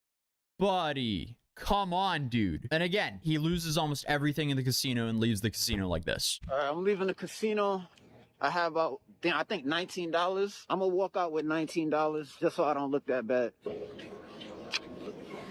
Bro. Dude, you don't look good here. This looks like an absolute nightmare. He is living, I would assume, everyone's nightmare here. I wouldn't wish this on anyone. And this behavior just goes on for over a year, and it just gets so much worse. Oh my gosh. I can't make this stuff up. This is through the struggles. I literally gambled my braces away.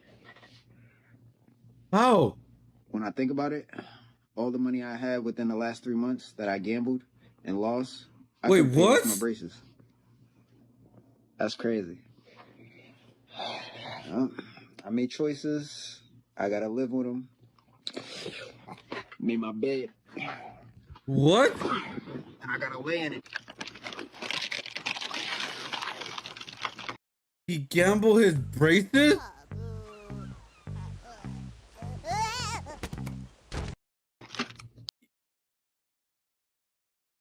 Oh my, bro. I know he didn't legit like gamble. He couldn't pay for it no more. Because I needed to pay for the braces like monthly, right? Like until you paid them off. So instead of paying that, he gambled it away. Oh my god.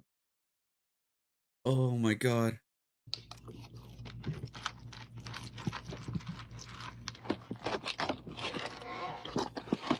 I'm gonna keep it real with you. I don't think I'm gonna make it out of this struggle. I don't see it happening right now. I understand he feels completely defeated, but it's still 100% within his control to get out of the struggle. It definitely will not be easy, but it's still very possible. I mean, actually, what would you guys even do? Let's do some groupthink here in the comments. Okay, B. Jermaine, you're cooked. Your life is absolutely destroyed from your own actions. You're probably in like $70,000 worth of debt, gambling debt. You're not very hireable due to your constant clout chasing over the last 7 years. And, you don't have a lot of motivation in life. Then on top of that, you're still addicted to gambling to the point where you just keep on overdrafting your account and you do even more desperate stuff, which we'll get into later on in this video. So the only thing I can think of that will actually help him is offshore. He needs to be offshore. You can't go to the casino if you're on a boat in the middle of nowhere, right? And I'm talking to like a fishing boat. I'm not saying like go to a cruise liner because they have casinos. He needs a deep sea fishing job. Perks of being on a deep sea fishing boat: free rent while he's on the boat, high pay, somewhat interesting day, so he can vlog it for his vlogs. He can keep vlogging. That's what he go to jail. Free bed and shelter and free food. Go to jail.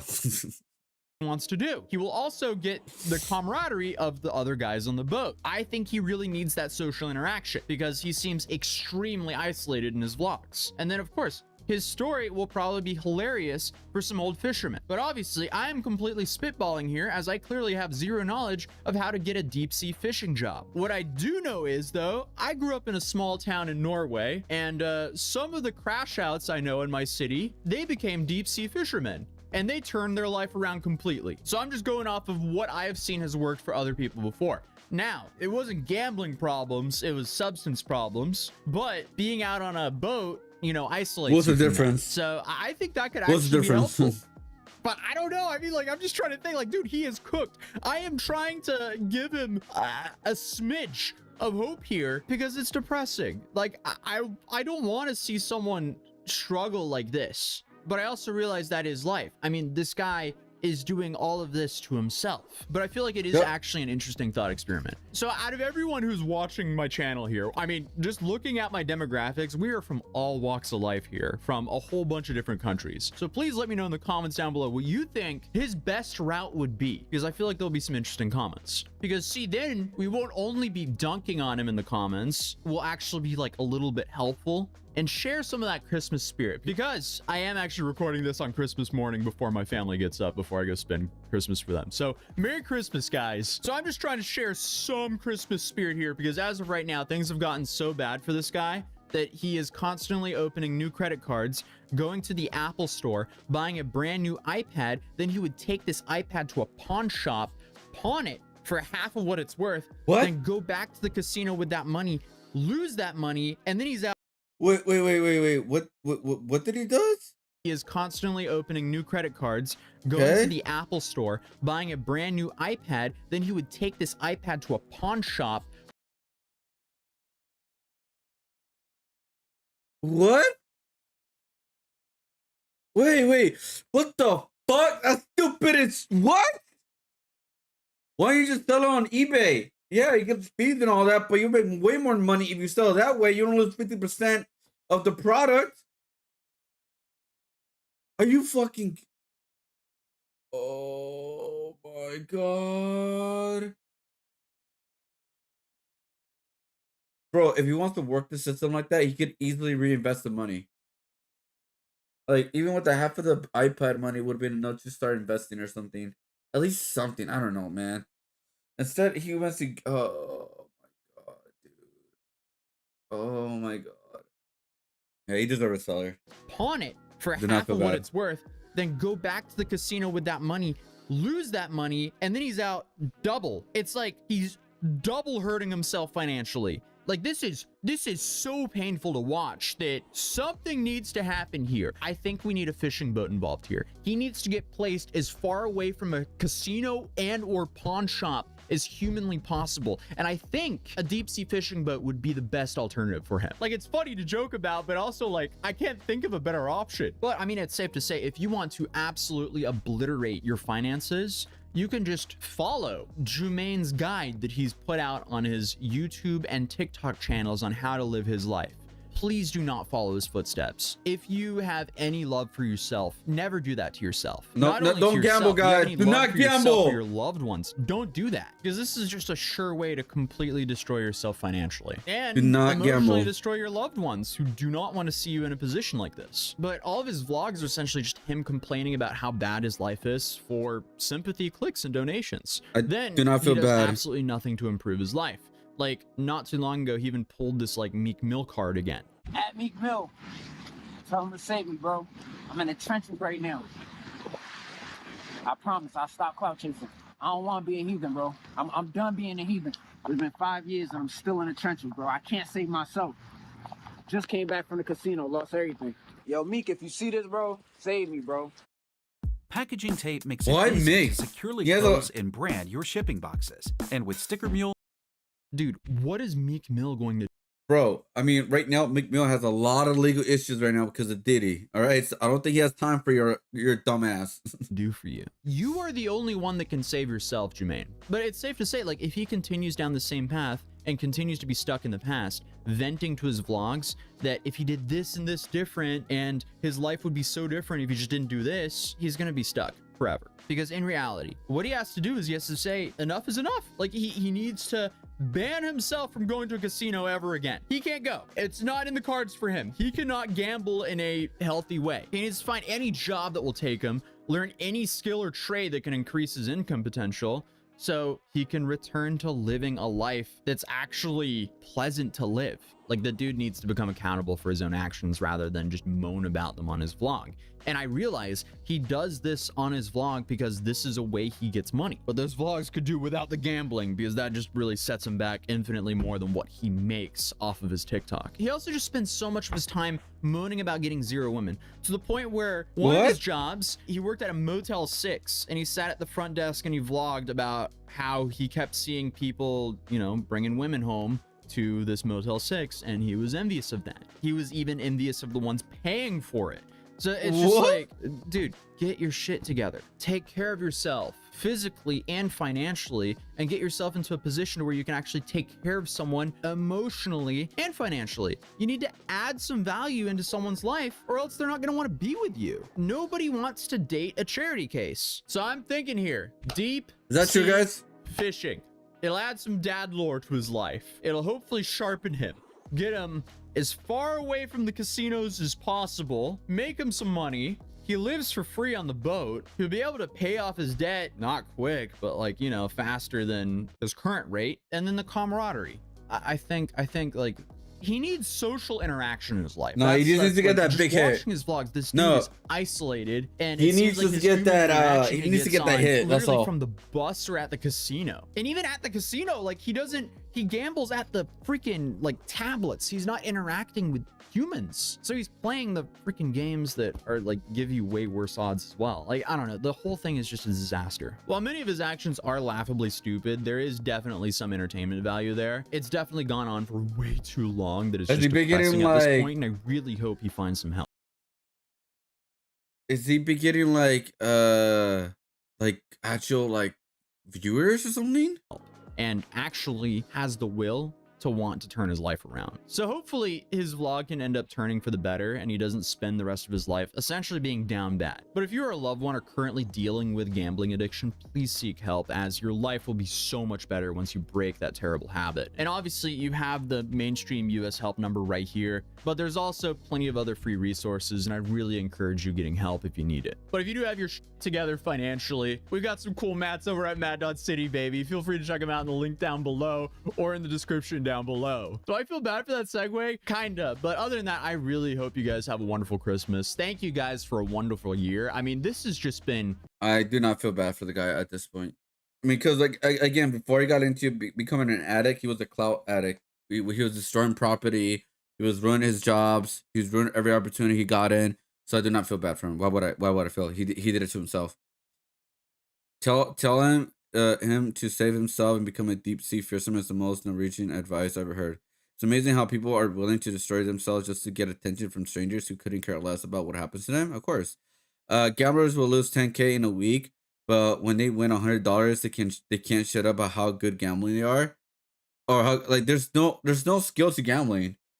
There's literally little to no skill. All you do is press a button and see if you win or not. That's it. You cannot sit back in the public buzz of finding $200, calling it a little two-piece, nothing too much. It's a lot of money to you. I mean, it's $200 is a lot of money. They could do something very good for you, in my opinion, if you use it very well. Like, for example, I've been saving some of my money was like the money I've been getting from my job, like little by little, and I'm back to like having my emergency money back to like close to, I think like 400 something. And I may just I'm not even gonna touch that because that's emergency money, because again, that's just money where like, what if my PC breaks, right? I need a part, I need something. Like, it's not it's a lot, but it's like, you know, it's a start too as well of like trying to get a new PC part or something like that, or just to get me started, or at least give me some time. Or not a nice PC part. Maybe I need more. More. I need to invest in money to make more products for my art and all that, right? Like for Artist Alley and all that. And you know, you just don't know when money out of nowhere you're gonna need it. Oh yeah, for example, I need to save up $500 for a new part for the car. It's like a bottom part of the car. I don't know exactly what it is, but it's gonna cost like $450, and I need to start saving it. Now I still have time. I still have like a year or so to save up for it.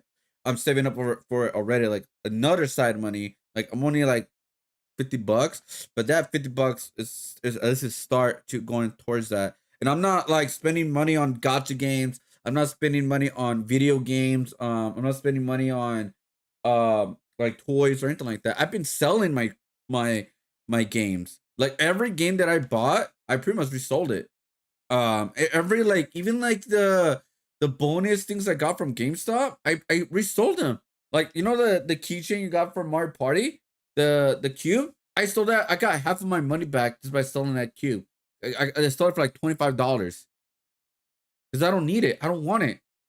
Boom. That's money back. That's money returned to me. Every time I'm done with a physical game I usually resell it. I returned Silent Hill and got all my money back. You know what I mean? Like I just use what I have, and I'm not trying to like I don't waste a lot of money on games because that's just like at the end of the day they're video games, and at the end of the day I have a backlog of video games. I don't need no more games right now. I don't. Right? I do not need more games right now.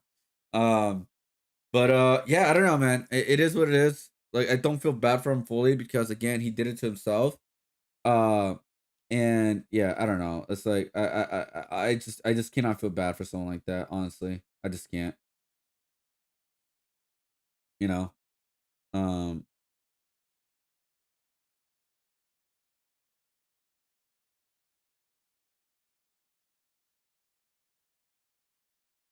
Let's see. I'm drawing Wrath right now. So I'm putting all the homunculus, all like the forms in there, and then we'll figure out how to like fulfill it here. Maybe like a building or something. I don't know. But yeah. Yeah. So yeah, I don't feel bad for that guy at all. I don't feel bad because why would I? He did it to himself. How's everybody doing today, guys? How's everybody? Like, honestly, you know what? What do you guys do in your day? I don't stream around this time. I mean, I have been lately, right? I have been streaming around this time lately. So I'm just very curious. What do you guys do on your day? Like, I'm just curious. Like, what do you guys do?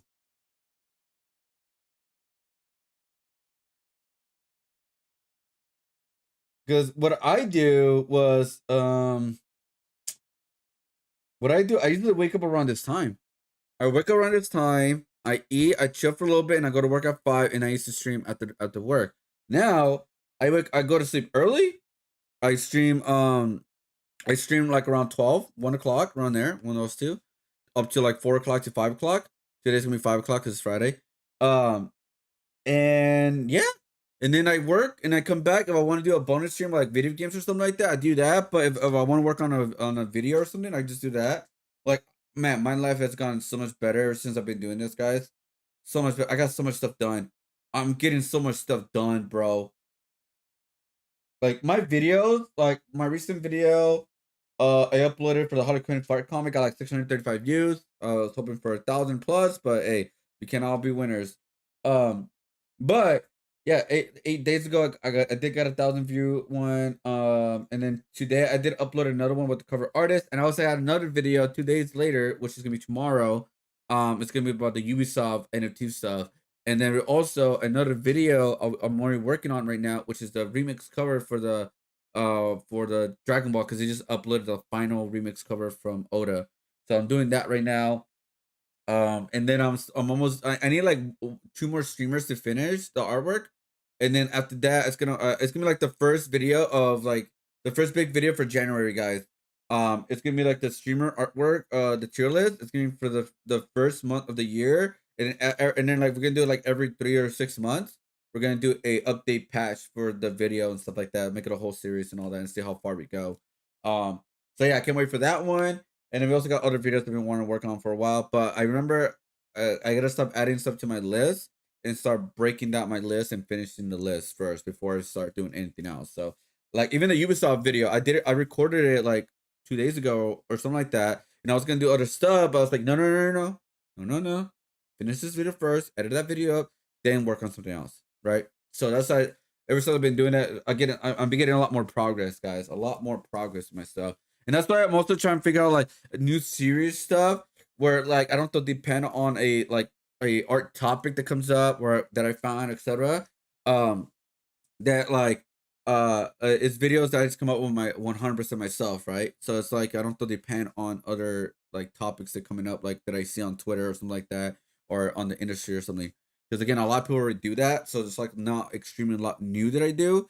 But what I realize is what I do is still sort of niche compared to everybody else on certain topics, right? Obviously, the Ubisoft was not a niche topic, but I'm talking about like art topic wise, right? When I talk about the fart comic, not too many people talking about it. the Catholic is the AI like, in an artist's perspective. So it's like also Japan calls out hypocrisy, the art merch stolen, the fake Pokemon cards, you know, that kind of thing. And so like everything I talk about is an art perspective, like the Cho Guy art video that I did a month ago. That's an art perspective. That's like a lot of people didn't do that type of video. So I found my niche on YouTube, and that's just like making like content with art, but with like also that could reach anybody on the algorithm pretty much. So yeah. And I'm still doing my 2K video, by the way, guys. We're still gonna do that one.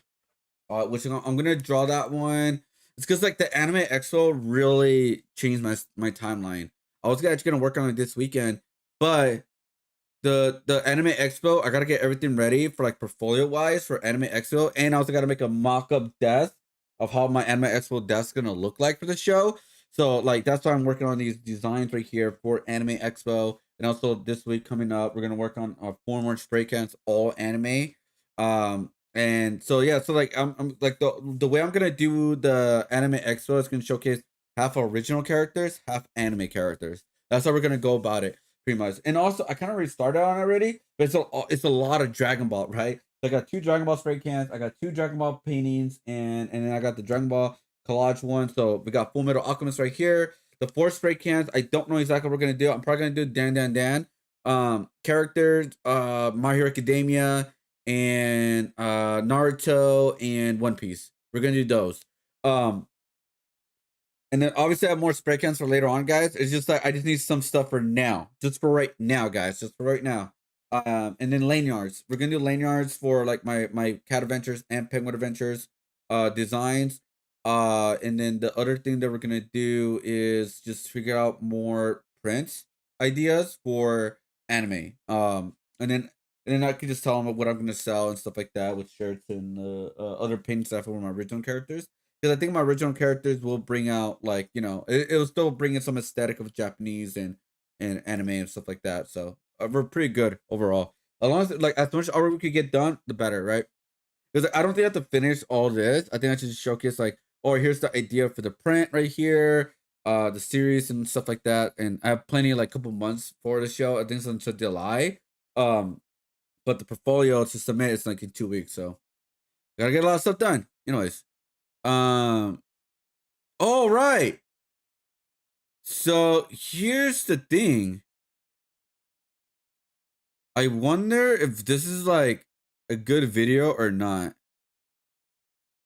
Yeah, because we actually watched a couple of videos of his, by the way, guys. Exposing Tyler Oliveira, YouTube's biggest liar. So we actually watched a couple of videos of him, and so they made a video about exposing him. I don't know, I have no idea. I wonder what could he expose? Like, does he make fake scenarios, or I have no idea.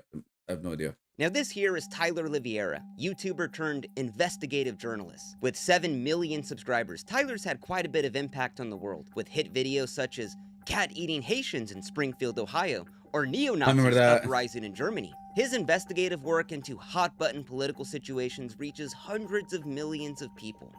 Now, while Tyler claims his videos raise awareness of the problems in our world, we are informing people about current events, topics that the broader public needs to be aware of, and that he's YouTubified news and journalism. We've YouTubified traditional news and documentarian content. And while his fans state that Tyler's one of the greatest journalists of our time, that he's unbiased, a searcher for the truth, I'm here to tell you today that this is all a big lie.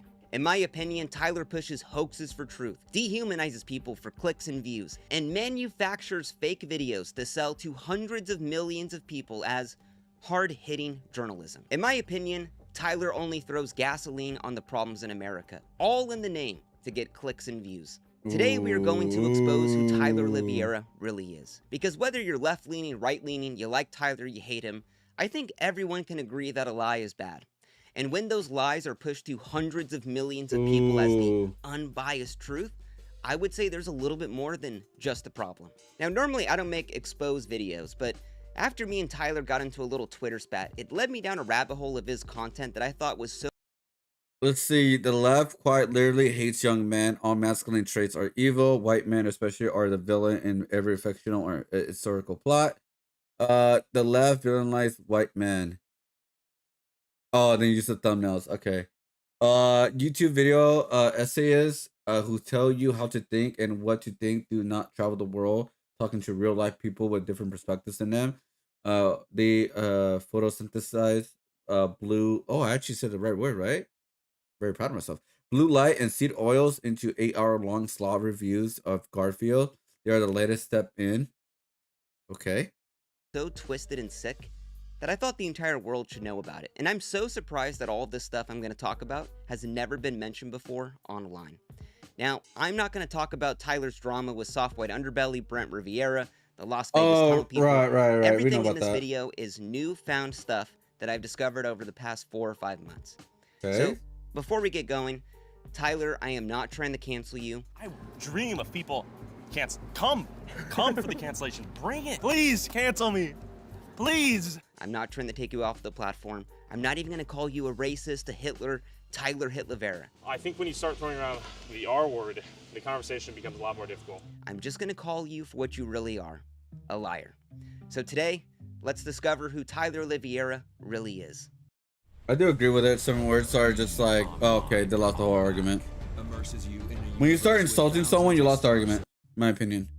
Now, Tyler's journalism consists of him going into hot-button political situations, talking to both sides, and always coming to the conclusion that whatever city he's in, it's ending all of a sudden, that it's the worst place he's ever seen. Now, these videos are seen by hundreds of millions of people. People actually take these in for journalism. But this is all just a facade. Now, let's go to his video, Oakland, where every crime is legal. Now, this video consists of Tyler going to Oakland, California, talking all about the car break-ins and how they've gone up 50 million% or whatever it is. This is Oakland, California. We did watch that video. Was it fake this whole time? Lawlessness, crime, homelessness, police giving up. And the whole video essentially boils down to, if you come to Oakland, your car will get broken into. Right, so just keep that in mind. Now, in the beginning of the video, we see Tyler at a gas station, and we can hear overhead this audio playing. The owner of this property is not responsible for any theft or vandalism. Now, if you're at a gas station and they're playing that overhead, it's got to be pretty bad with the car break-ins. So we see Tyler vlogging around, and then we see the next shot of this Kia. And if we look on the dash, you can see a PS5 with the PS5 controller. Right. Why would someone leave a PS5 on their dash at the gas station where they're overhead playing? Your car is going to get broken into. But let's continue on. Now, in the next shot, we see the same Kia. And if we look on the dash, we can see that same PS5 and the controller. It's a setup. Now, why would Tyler be filming this from far away? Maybe Tyler was trying to bait someone into breaking into this car. That seems like a crazy theory. How could we know that that's Tyler's car? Well, later on in this video, Tyler gets a parking ticket. While the police may not do anything if you break into someone's car, commit Grand Theft Auto, steal an ATM, or beat and rob an old lady on the street, if you park on the side of the street and don't pay the meter, you will be fined and punished. We got a $61 parking ticket. And he complains that, wow, people could break into cars and do drugs, but I get a parking ticket. Well, if you look at that parking ticket a little closer, SUV black, the same license plate that is on the car at the gas station. Oh, so Tyler went to the store, bought a PS5, so put it on the dash, he made up scenarios, and hid out in a little bush trying to capture someone breaking into his car. Tyler is baiting someone into breaking into his car to try to capture it on footage. Because what would make the ultimate footage for Tyler? Good. Oh my God, I went that's to Oakland, good content. California, I just found it so bad that my car got broken into. And clearly, no one broke into it because who would be dumb enough? Clearly looks like some like cop sting operation shit. This is like levels of like faking a prank video times 10. But when you're trying to pass this off as actual news footage, on the ground journalism, I would say that's not something a truthful journalist would do. And after catching this right here, it really made me think. How many more scenarios did he fake in order to get clicked? Could I seriously trust anything in Tyler's videos? Yeah, Is this something that a investigative journalist would do? Leave a PS5 in one of the highest car break-in areas in the fucking country? I don't think so. Like, what the fuck? Like, and Tyler still used this footage. That's what blows my mind. And didn't think anyone would find this. Like, look at that. It is a PS5 combo package deal with the controller on the dash. The only thing I could say is like, did he said in a video that like, oh, by the way, this is a fake thing? But like, that's just like way too obvious, dude. Like, come on. How fucking dumb are you? Like, Tyler went to Best Buy and was considering like, should I just get the PS5? No, I should get the PS5 and the controller. Someone would definitely break into a car for the controller as well. So, throughout the rest of this video, just think about this. This is how far Tyler's willing to go to make a good story. We've YouTubified traditional news and documentarian content, Yeah. basically. Like, you bought the controller. Why would you buy the controller as well? So let's go to Tyler's video, Oakland, where Okay. every crime is legal. Now, Tyler's videos start out with him flying to the place, checking it out, talking to both sides, and he'll intersperse news clips or relevant news footage of these events happening in that city. With 1 of every 30 residents having their cars stolen Okay. last year, a 38% increase in robberies, 23% increase in burglaries, and 44% increase in motor vehicle theft. Because frankly, when Tyler goes to these places, it's not as bad as he always wants it to be. So by Tyler showing all Okay. these news clips, it could seem way worse than what it really is. Now, Tyler is passing this along. Well, it could also be like, it's just a montage of all the stuff that bad happened to one video, right? So it's like you put a montage together of all the bad things. So like, for example, like maybe the whole game is not messed up, but the game that you want to showcase all the bad stuff of the game, so you put a whole montage, so it seems like the whole game is like that. Right? We've seen that happen before. I'm just saying. As actual information, that this is actually Okay. how the city is. Now, these news clips are always from the city that Tyler's in. Or are they? In this Oakland video, Tyler brings along this prestigious reporter, Darren Stallcup. I met up with Bay Area native and investigative journalist Darren Stallcup to hit the streets and see what's really going on in Oakland. Tyler shows clips of him going on Fox News, that he's been all around town investigating the homeless crisis within Okay. Oakland, California. Now, this guy isn't a journalist. He's actually a used car salesman who pulled a $7,000 GoFundMe scam a couple months earlier. I talk a lot about right-wing grifters in my videos, but this week Fox hosted one that was so lazy. I'm honestly kind of impressed. This guy, Darren Mark Stallcup, is trying to raise $10,000 to move from the Tenderloin neighborhood of San Francisco to another neighborhood in San Francisco. I'm currently looking at the Chinatown neighborhood, but I'm open to other districts as well. And it's actually working. I looked into this guy a little more, and he has another GoFundMe, also for $10,000, but this one is trying to achieve world peace. So either world peace is like a lot cheaper than I thought, or, and far more likely, he just wants $10,000. But let's continue on. So the used car salesman's riding around with Tyler, and all of a sudden... Sorry, I thought I had a free pack, so I opened it and I got the Gyarados, guys. Sorry. Wait, hold on, wait a minute. So this guy is just a used car salesman, and he wait, what? Did Tyler got scammed too? Like, what is going on? Like, I don't get it. I legit don't. Oh my god, bro, what is going on, man?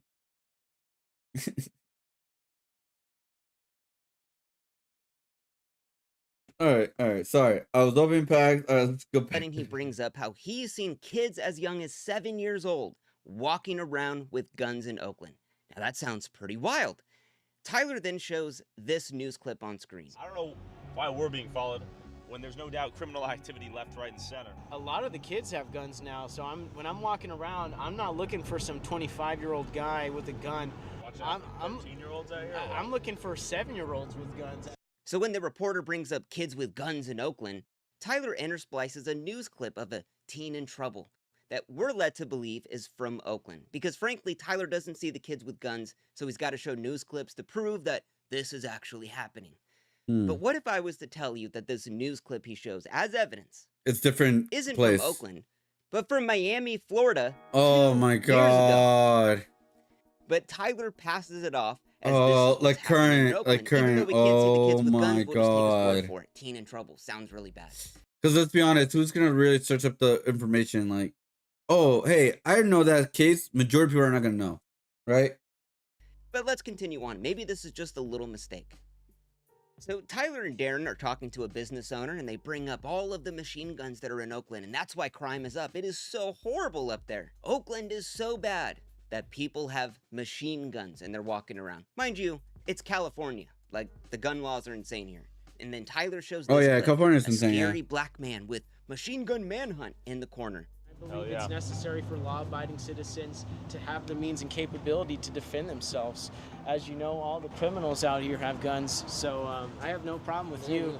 And I actually feel safer. Machine guns? And we're led to believe this is actually happening in Oakland.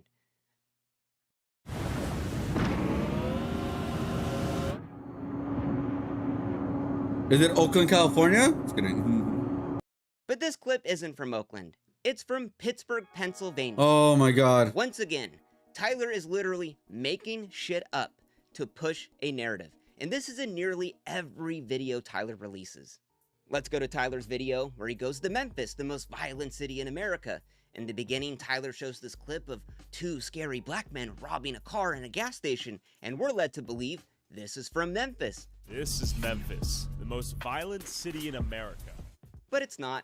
It's from Chicago PD. And Tyler even goes out of his way to cut out the Chicago PD in the upper right-hand corner. Oh, so he's making up scenarios. I literally I predicted this. So he's been making up scenarios. So he's pretty much been saying he's been doing bad journalism. Okay, yeah, because you're not supposed to do that. Obviously, you're not supposed to make up scenarios. You're supposed to showcase exactly what's going on within the town, or actual journalism. And not just like, oh, I'm just gonna put this just to make it look better for content's sake. For journalism, you cannot do that because you're trying to tell the truth, right? Deliberately knew what he was doing. Now, normally I wouldn't really care about this type of thing, but Tyler is using all of these violent images and video to pass off a narrative that these places that he visits are so horrible. And it's really being used to just make up shit about the city, because frankly, it's not as bad as he wants it to be. And when you're at the point of having to use random news footage to sell off this narrative, I would say that's not really the unbiased truth or investigative journalism. But it doesn't end there with Tyler. Damn, Fox looking a lot better than he is right now. Gun violence capital of America, aka Chicago. Tyler shows this clip when the man's talking about petty theft in Chicago. But all the crime down here is just like petty theft, breaking into cars, go to certain neighborhoods. Now, petty theft is non-violent theft that is under $500. It isn't some burglary or mugging or whatever. But while this guy's talking about petty theft, Tyler then shows this clip to almost disprove the guy. Like, wow, he's talking about petty theft, but clearly there's 4 black men robbing a car in the middle of Chicago. That sounds pretty wild. Let me guess, not but Chicago. Once again, this clip isn't from Chicago. It's from Houston, Texas, oh my 4 God. years ago. I can do this all day long. Tyler makes up shit to fit his narrative. And when that narrative is being used as the unbiased truth or journalism, I would say that's pretty bad, in my opinion. But let's just continue on.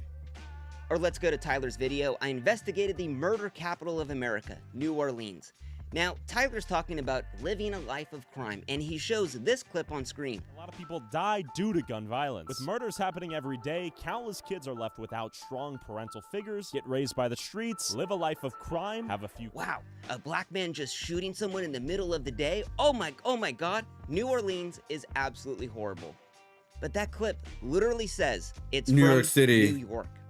That is how lazy Tyler is with this content. He is just taking random violent imagery, putting it in his videos, and trying to sell it off as this is the truth. Our goal is simply to educate, inform, and entertain, and hopefully do all 3 at once. We're boots on the ground, as they say, balls deep, trenches thick. Is this really what a journalist would do? Let's go to Tyler's Sweden video. Sweden, inside the country that pays immigrants $34,000 to leave. Now in this video, Tyler's interviewing I remember this one. activist, and Tyler asked the question, is Islam's values maybe not compatible with Sweden? Islam conflict with Swedish society and Swedish law. And while the lady goes into Islam and all these other countries, but when Tyler goes to the part of her talking about Islam in Sweden, Tyler shows this video on screen. The way someone see Islam in Afghanistan or in Somalia or in Iran or in Sweden is obviously different. And we're led to believe, wow, while this lady is talking about Islam being peaceful, Well, they don't are tell me. protesting. Oh my god, and there's an ISIS flag. Clearly that isn't just a peaceful protest that they have ISIS flags in Sweden. But once again, this clip isn't from Sweden. Oh It's my God. from motherfucking Malaysia. And I could do this all goddamn day long, Tyler. It's nearly in all of your videos you are passing this off as the truth.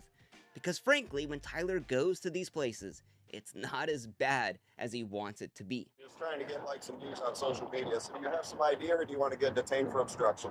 I mean, you can detain me, but am I under arrest? And if so, for what charges? Harassment. You're gonna harass me right now? Said you're being detained, sir. Whoa, whoa, whoa, whoa, whoa, whoa, whoa, whoa! That's you can't Put do it that. down. You can't do that. Are you going to identify yourself or not? Okay, I'm on public property. Are you going to identify You yes can't or strong no, arm me. yes or no? We're going to court over this if you want. And once again, I would just, let me be clear. Is this what a really thorough investigative journalist would do? Be so lazy with the content that they make that they're just throwing in random news clips of, as we've seen right now, only black guys committing crimes, all to amplify the video and make it seem as horrible as possible. Is that what a journalist would do? I don't think so. Now, I know Tyler is intentionally doing this because I've back-checked a lot of his videos, and a lot of the news clips are from the city that Tyler's in. And these are just a few of the examples that I found. Few, okay. But trust me, it takes a hell of a lot of time trying to back source like where these news clips are from, Like, especially when Tyler doesn't show the title or link any sources in his videos. So this is just a few that I found. I can't even imagine how many more there are. Now, beyond Okay. using random Chapter news 2. clips as actual evidence of all of these cities falling apart, what about the other lies Tyler has in his videos? Now let's go to his one video. Tyler investigates the murder capital of the world, Jamaica. Now, Tyler makes it a point that it is so dangerous here. It's the murder capital of the world. This is Jamaica, the murder capital of the world. That's a big old knife. Have you? So he has to hire a local guide to protect him and show him around. Okay. Now, walking around the town, Tyler says this. I'm going over the farm. The farm? The farm. That is that farm. Right over there. Yeah, we can go over there. Come. While my guide was nowhere in sight, I first thought I was setting myself up to get robbed. But it turns out, this guy was giving me a full tour of the community with unexpected hospitality. All right, we're visiting the garden right now. A little baby young mango. Is this where you make the juice? So I'm thinking, oh my god, Tyler's gonna get murdered. Tyler's in the murder capital of the world without his guide. Oh my god, he's gonna die, he's gonna get robbed. Seems pretty bad. But let's watch this interaction from a different angle. Is this where you make the juice? Yes. Thank you, thank you. Oh, so this is what we just tried. What? Oh, okay. That's Tyler's cameraman. That's clearly the same thing going on. Right. Where's this camera angle from? Oh, it's almost like his guide was right there and took this footage, but Tyler had to sell it off, is that his guide was nowhere to be seen and that Tyler was gonna get murdered. While my guide Oh was nowhere in my sight, I first thought I was setting god. myself up to get robbed. Tyler's guide posted a 2-hour-long vlog of their entire Bro. day, and the guide was there the entire time. Tyler wasn't walking on his own about to get murdered. That was all just made up. While my guide was nowhere in sight, I first thought I was setting myself up to get robbed. And this Bro. is just something where it's so small. But why do you have to lie about this? I walked around on my own in the murder capital of the world. Like, really, Tyler's dissing the guy that he's doing a horrible job and just left and disappeared. But he's right there. He is right there filming this footage from a different angle. You were literally just making shit up to just sell a narrative. That this place is absolutely the most despicable thing you've ever seen. Now, if he's willing to lie about something so small like this, to just really just amplify the violence and the crime in here, when he clearly doesn't see it around him, what else would Tyler lie about? Now, later on in this video, Tyler's walking around Jamaica in a clearly peaceful looking town, and he's asking all of these people, how bad is the crime here? Am I gonna die if I walk around here? And clearly, no one's buying into it. You think we'll die today? No, not today. Not today? Not today. Today's not good. And that's not what he wants to hear. What? He wants to amplify the violence and the crime of where he's at. So while Tyler's looking, So yeah, he just, okay. So he just wants to make more of a, like, for entertainment purposes, make it more dramatic, because more drama brings in more viewers. More viewers means more money for him, and also more subscriptions. I mean, that's just, yeah. around, he sees this truck and he says this. This is what you're talking about. Keep on. There's bullet holes on that thing. We saw a beryllium truck. That's the equivalent of one of the trucks in the U.S. that carries the cash, which means that someone's probably planning to steal from it right now. So there's bullet What? holes on the truck, and that means someone's planning to steal it right now. There's bullet holes on that thing. which means that someone's probably planning to steal from it right now. That's how bad it is. People are robbing the cars. They're robbing the bank cars. That's how bad it is here. What?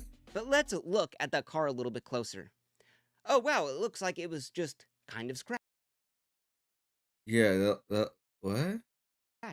Now, I had to look in this a little bit more. The company that owns this is called Beryllium. And Beryllium just bought out a company called Guardsman. Guardsman, they're all based in Jamaica, has red trucks. So would it really be that the car shot up with bullet holes and they're continuing to use it? Or that the car was red, they wrapped it black, and the car scraped against something and now it's there? Why do you have to lie about that? Why do you have to make up this insane narrative? Oh my God, there was a robbery in place and I was about to... That didn't happen, Tyler. This is all he does in his videos. He goes around and he preponders at the crime in all of these horrible cities that he visits. Is that really journalism? Is that really this unbiased truth that you tell? Like these people in this video, the tour guide that you're with, he's just trying to live his life. He's trying to do better. But you come into his country and just absolutely shit on it for like 40 minutes. It's disgusting. I don't know how you could do that. In this guide, if you go on his YouTube channel, all of the comments from underneath his video where he hung out with you, Tyler, for 2 hours are like, I don't trust this guy. This guy's a snake. Don't let her pull you. Watch out for he's not genuine. And the guide is like, Jamaica walks by. Don't just work with this boy no more, because you will be helping making Jamaica look bad. This seems to make our country look very evil, and it looks and it looks good. I'm very disappointed in you. This is not very good. In you, doing this, not every money is good. Those people all the way coming over our country, way distract Jamaica, over the country using Jamaica for content. I can't support these people.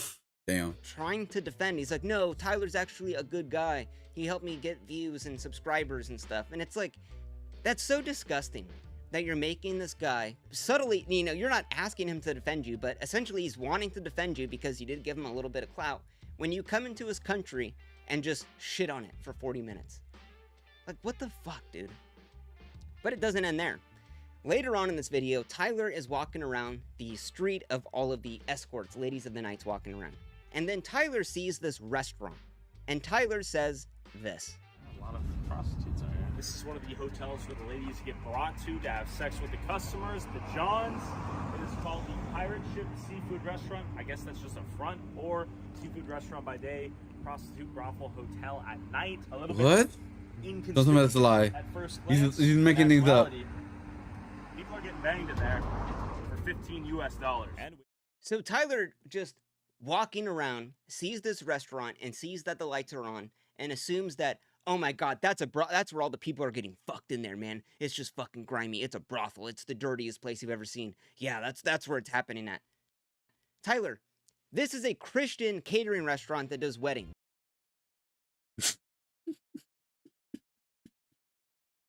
Well, okay, hold on, wait a minute. Wait. The Pirate Ship Seafood Restaurant, small wedding, getting married. Oh, hold up. Oh, my burger just showed. Ew, I'm sorry. Ew, I gotta cancel the reaction. Hold up. I can't take this one out. Oh, yeah, I'm sorry. I'm not trying to get too much into it. Pirate Ship Restaurant. You know what reminds me? The Pirate Ship. It reminds me Veronica Mars for some reason. I don't know why. Check out the micro wedding reception package. Includes welcome drinks, 3-course meals, non-alcohol drinks, a side venue, $30,000, $50,000, $70,000, $90,000. Well, this is Jamaica, right? So that money is different, right? Unless I'm wrong. Unless that costs that much money. Because again, it is a wedding.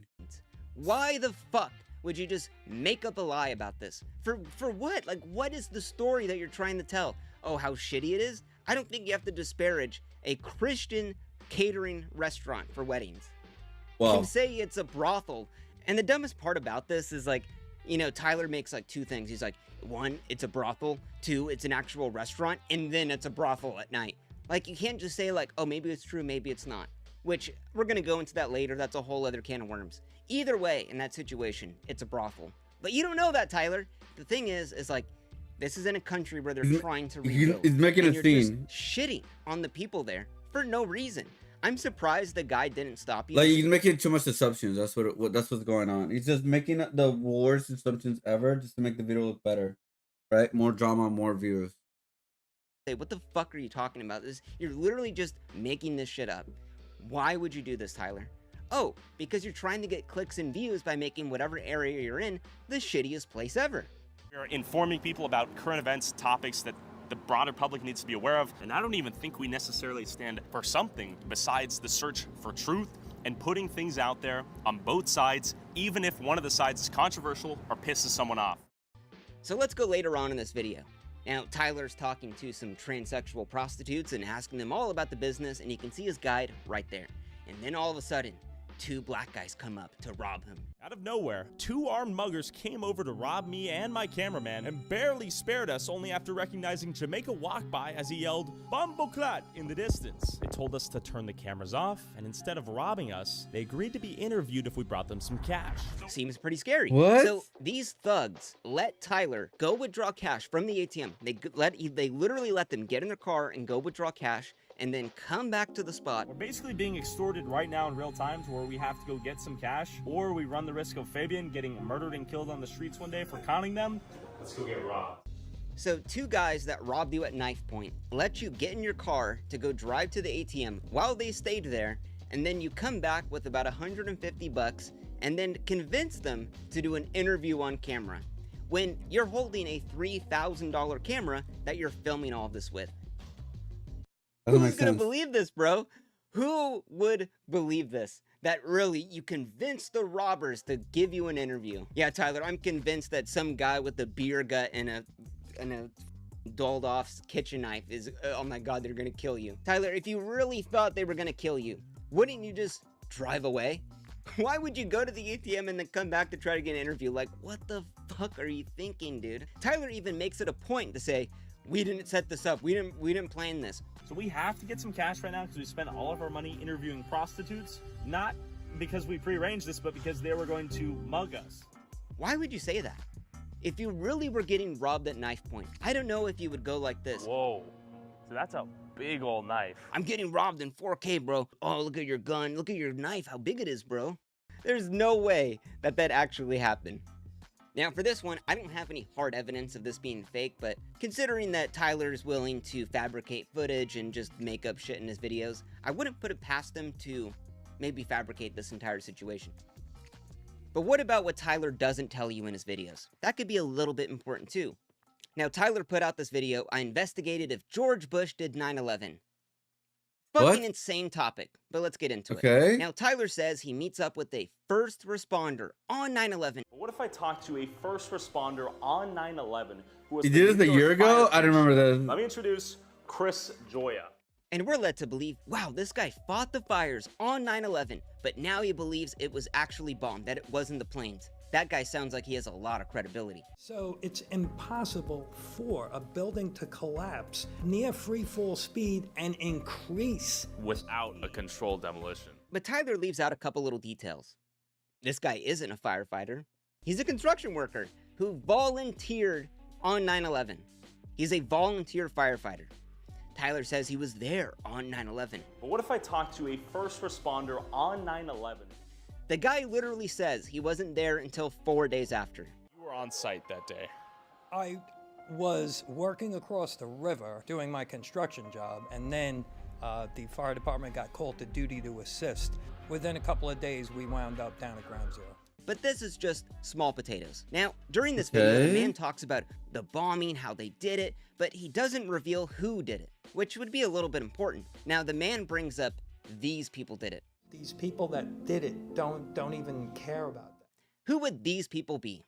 While Tyler doesn't say in the video, nor does Chris Goya, we could go online to this man's organization, the Architects and Engineers for 9/11 Truth. They currently have a federal lawsuit for believing that 5 dancing Israelis blew up the World Trade Center.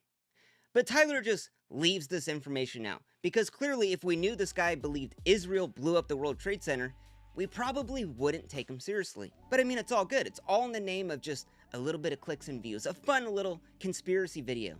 And Tyler is so insidious in this video because he's literally leading you 99% of the conspiracy theory, but that 1% of who did it, Tyler doesn't say. So for someone that gets invested in this, you're going to go all the way through And then if you just go online, you could like give all the information out there instead of just like put in one side, put double side. Like again, when you're being a journalist and being unbiased, you have to put both sides of the story pretty much as best you can, right? find out yourself. 5 dancing Israelis, the lawsuit is still happening. Wow. But what other details does Tyler leave out? Let's go to his video. I investigated the city where you legally must own a gun. That's me turning myself into the police in Kennesaw, Georgia, where every head of household by law must own a gun. But does everyone here actually own a gun? Now Tyler drives down to the town and says, I want to visit the antique store that has the law in writing.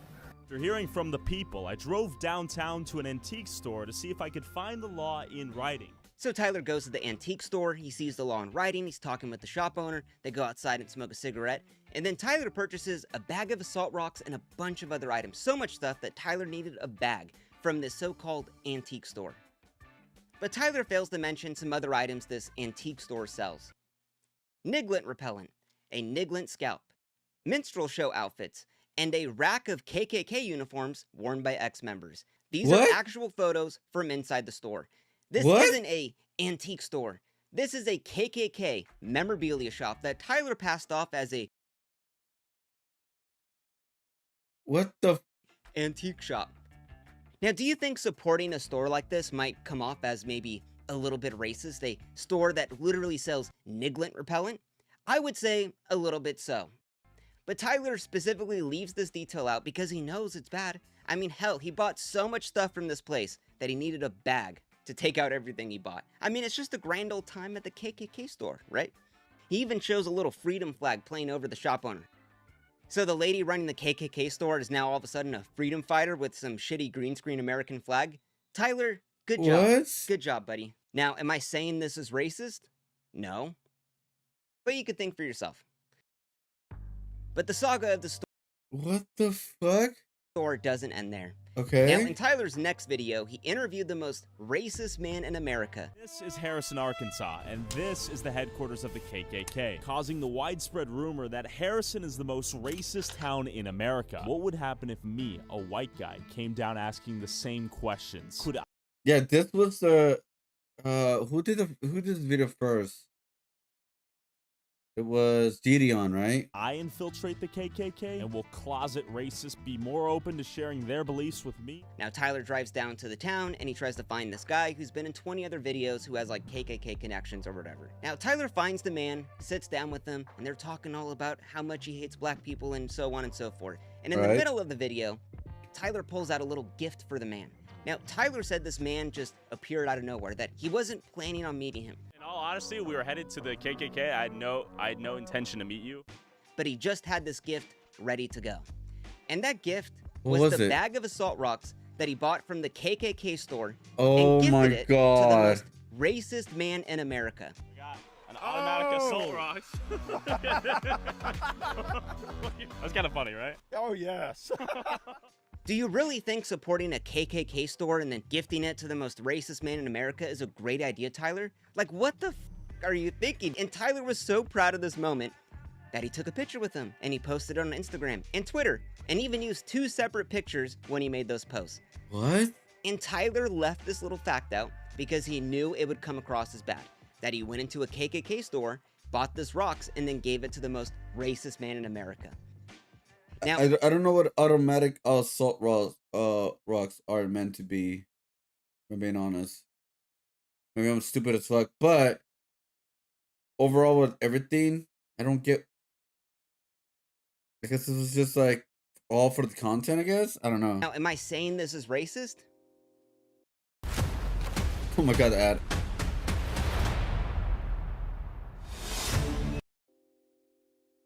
But you gotta ask, where does Tyler get some of these jokes from? Let's go to his one video, Inside the Country That Pays Immigrants $34,000 to Leave. Now this whole video is about Muslims invading Sweden, and Tyler at the end of the video says this. We should be asking ourselves, what is a society and culture willing to sacrifice of itself to accommodate those it welcomes? And is a kebab stand in every street corner worth sacrificing a country's entire culture? And alongside in the thumbnail, Tyler has the word kebab right in the background. Now when Tyler equates an entire ethnicity of people to a kebab stand, kebab, that's a reference to the popular meme, remove kebab, which if you don't know, is about the Bosnian military when they genocided 7,500 Muslims and made a song called Remove Kebab. What? And this song was played as the New Zealand church Christ shooter shot up 51 Muslims in 2 different mosques, and even called himself the Kebab Remover. So What? I don't know if equating an entire ethnicity of people to a kebab stand Is a kebab stand in every street corner worth sacrificing a country's entire culture? maybe comes off as a little bit racist. This is like saying, is a 7-Eleven stand in every street corner worth sacrificing an entire country's culture when I'm talking about Indian people? Tyler, that is a straight up dog whistle. Calling people, What? is it worth the kebab stand? Like, what the Or what about in Tyler's other videos? Bro, This this one, is so Tyler weird. investigates the I cannot Venezuelan wait for the gangs response to invading this, by the way. Colorado. He's gonna make a Now, response, inside, obviously. Tyler Especially if it sees goes this apartment viral. building, and clearly it's like falling apart. And he hears a smoke alarm chirp in the background. And Tyler says this. It's been broken multiple times. You can hear the fire alarm that hasn't been changed. That's a meme. Well, Tyler, where is that meme from? Oh, it's from 4chan, right here. New dog whistle just dropped. It also is a reference to memes like this. Wow. That is some racist ass shit. Now, the meme is basically that black people don't change their smoke alarms and that they're scared of them. Would a real journalist bring up a insanely racist meme, and that when Tyler heard the smoke alarm chirp, that clearly meant heard that black joke people before. live inside of the building? It's all a big meme, bro. Now to Tyler, this apparently is hilarious, but let's see what else makes Tyler laugh. These people that we're talking to have never had a random YouTuber in a blue jacket show up to them with a microphone and ask them their feelings or thoughts on anything. No one cares about these people's opinions, except when we come out of nowhere and give them an opportunity to speak and share thoughts, ideas, beliefs that they've been waiting their whole lives to share. Yeah? Black people apparently love to shoot other black people. You own a business out here? Yeah, chicken and watermelon. And where did the name come from? 'Cause it's kind of funny. Be like, going down the road, you fucking sand monkey. And that's what I say to him. So I got an automatic assault rifle. Yeah. I mean, when you put it all together, yeah, it's like, seems really Now, bad. beyond the funny memes and funny edits, Obviously. Tyler loves to bring up the hard-hitting journalism, the real questions that people are dying for. Now, I want to bring up another YouTube journalist that does a way better job than what Tyler does. His name is Tommy G. Tommy G, is yeah, I was gonna say interviewing Tommy some G, prostitutes bro. on the street. Now, just to get an idea, pimping is human trafficking. If you don't believe so, go read Iceberg Slim's book and you'll find out that it is the most horrible shit out there. And while Tommy G is talking to them, he brings up this. Where do you see yourself on the balance of good and evil? Straight good. Ain't no evil in me, you feel me? Everything Oh I'm my doing God, is out that's the good. kindness of my heart. I'm trying to make sure everybody that is part of me, I play my part and we smooth. You're pimping out of the kindness of your heart? For sure. Does that sound like an absurd statement to make? Absolutely not. Wow, so Tommy's actually pushing back on what people are saying. It's almost like Tommy G actually has a spine. Maybe he has some conviction in what he believes. But now I want to show you the hard-hitting questions that Tyler asks when he's talking to a pimp, a literal human trafficker. Okay. Do you pull out? Well, you know one thing about it, man. Hey, man, rubbers is not for suckers. Do you pull out? That's it, ladies and gentlemen. That's the hard-hitting journalism that's needed in the world. Do pimps pull out? Literally, you are talking to a human trafficker, and the first thing you think of is, do you pull out? and to Tyler, it's really just a big joke. He plays the funny pimp music in the background, and oh, look at the pimp, he's got the funny glasses, and oh, do you pull out, bro? Like, Tyler isn't taking this shit seriously. Tommy G is. Actually hitting them with hard questions, pushing back on what they say. Because Tommy actually cares about the content he puts out, really looking for that journalistic truth. But in Tyler's eyes, that question is, do you pull out? Like, what the f? Now, one of the worst things, I think, is when Tyler went to the USA-Mexico border and investigated the migrant crisis. Now, Tyler goes to the border, he talks to both sides. Basically, the video is about how when people claim asylum in the United States, they go into these migrant detention camps where there's no food and water, and they stay there for about a week at a time because the Border Patrol system is so backed up. And he even talks to the locals who say that we're just locals over here who have banded together to deal with this historic moment that's taking place in our town. The Border Patrol is detaining people in 3 separate outdoor detention sites in our area, not providing them with any food, water, shelter, or anything like that. So we've been coming in and filling in that role. literally, they have had to give these people food and water because the government doesn't. People have died out here in these camps, just waiting to get processed by Border Patrol. You think people would be dying if not for the help you guys have provided? Most certainly, yes. Yeah? Okay. Actually, 2 people have died. But Tyler rolls upon one camp that was empty earlier and now is full. And when Border Patrol comes to process these people... I'm gonna see if I get processed. I should probably get my ID though. Are you part of this group? Sí. Ahora. What? Okay, I'm what? gonna be processed.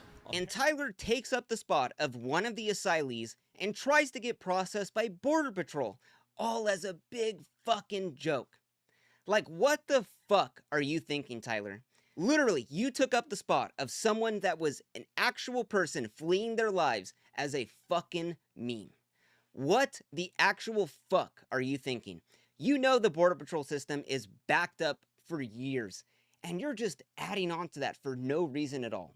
And Tyler was so proud of this that he put it in all of his promo for this video, all over TikTok and Instagram. Oh, I pretended to be an asylee and then get processed. Like, this is the most elitist, fucking rich kid shit I've ever seen. This is fucking disgusting. And the fact that no one has called you out on this fucking blows my mind. Now, the Border Patrol guards do catch on to Tyler. They clearly see he's like a YouTuber, and they kick him out of the bus. But what the fuck are you thinking? Would a journalist really pretend to be an asylee fleeing their lives, trying to get processed by Border Patrol, all as a big joke? I don't fucking think so.